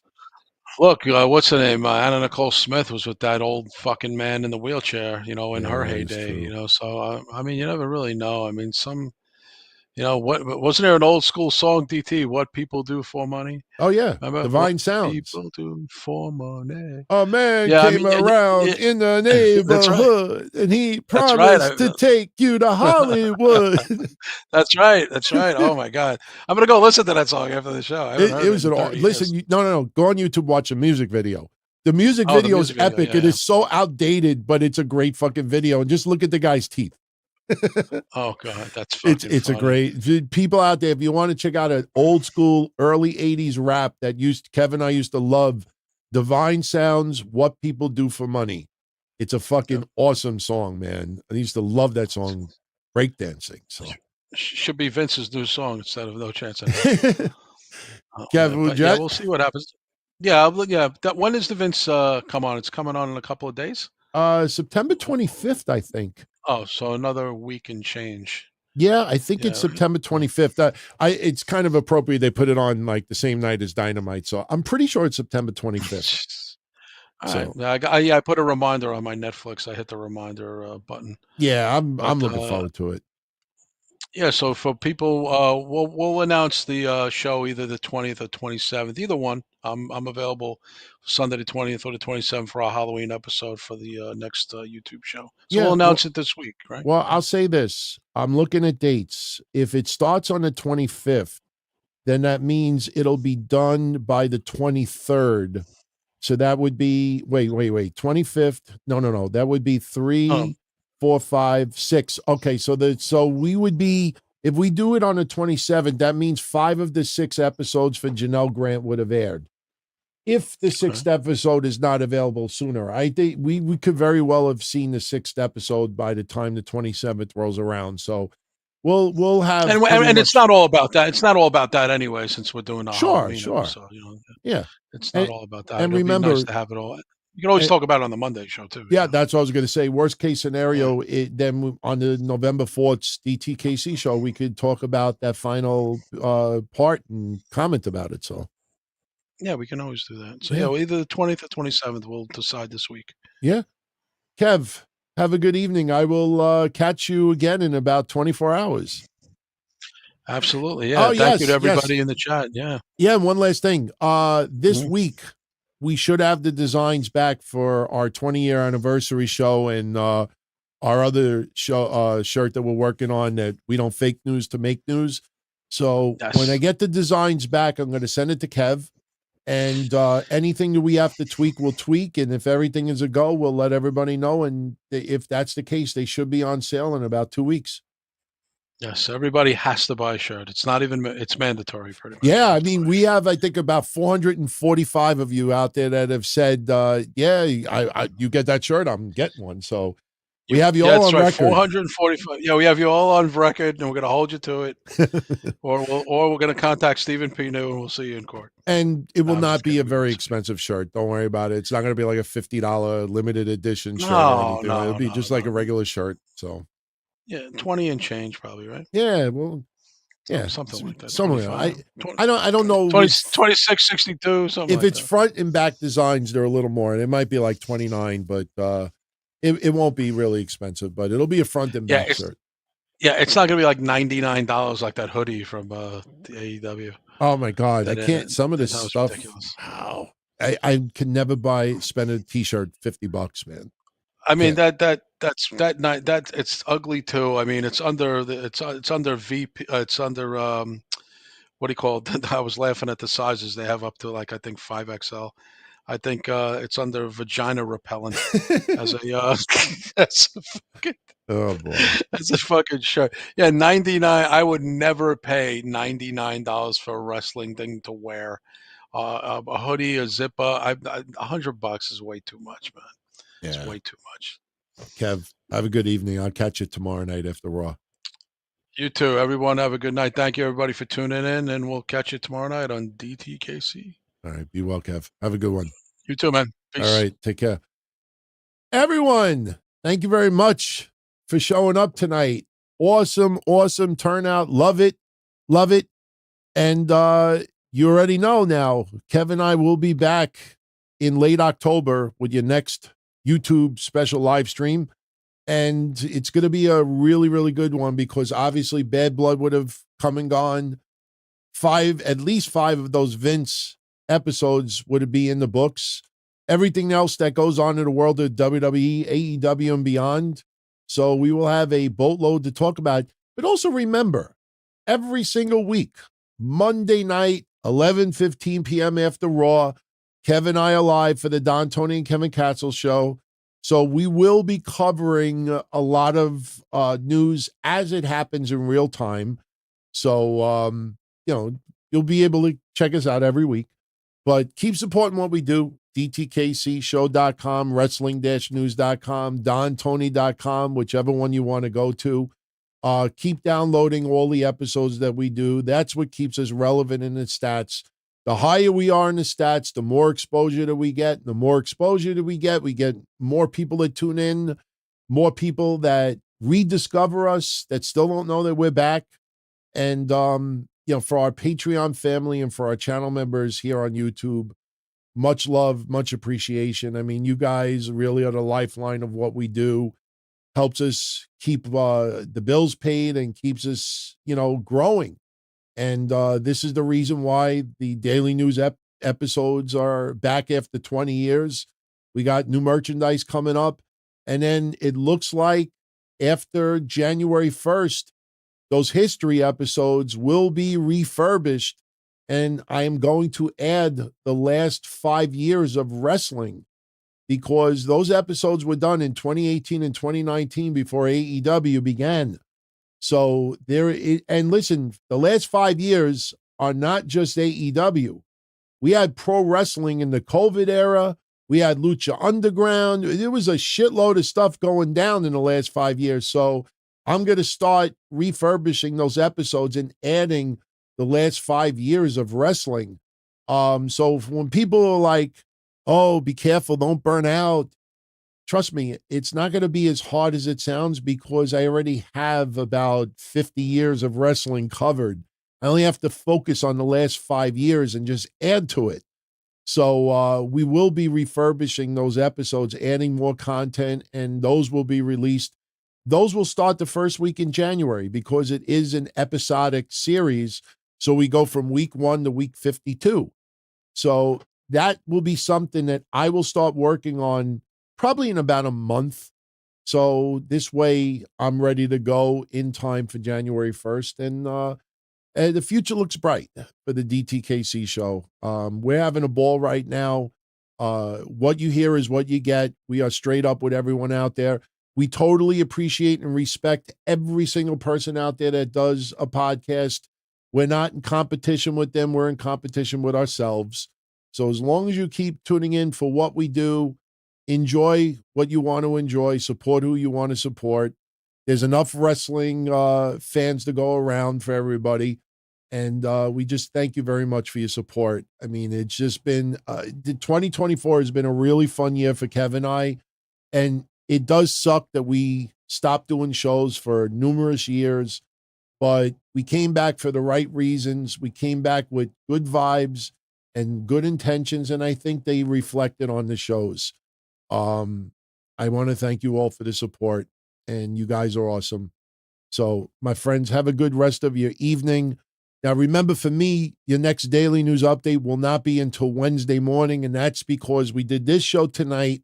Tomorrow we do the DTKC show, and then Tuesday night I'll be recording your Wednesday morning news update. But if you're around tomorrow night, Monday night, the 16th of September after Raw, Kevin and I will be live in our Discord channel.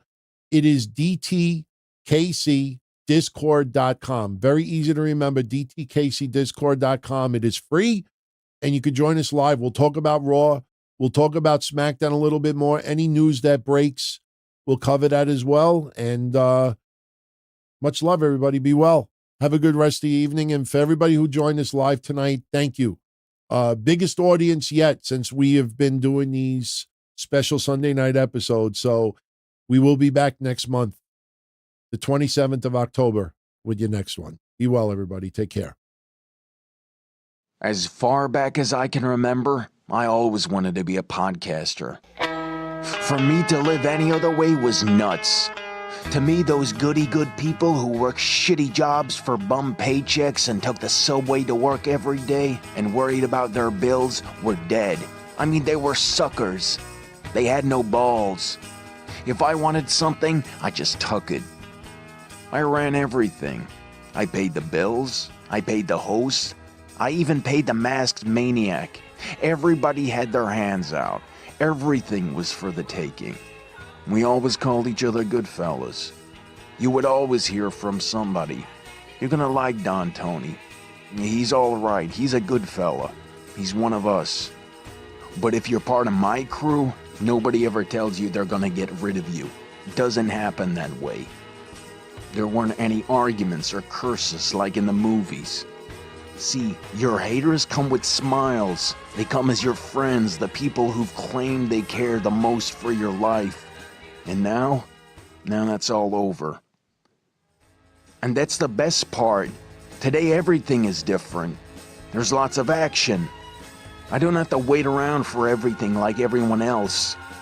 Oh, I didn't get the vaccine? Fuck you, vaccine me. Oh, your delivery guy has COVID? Fuck you, feed me.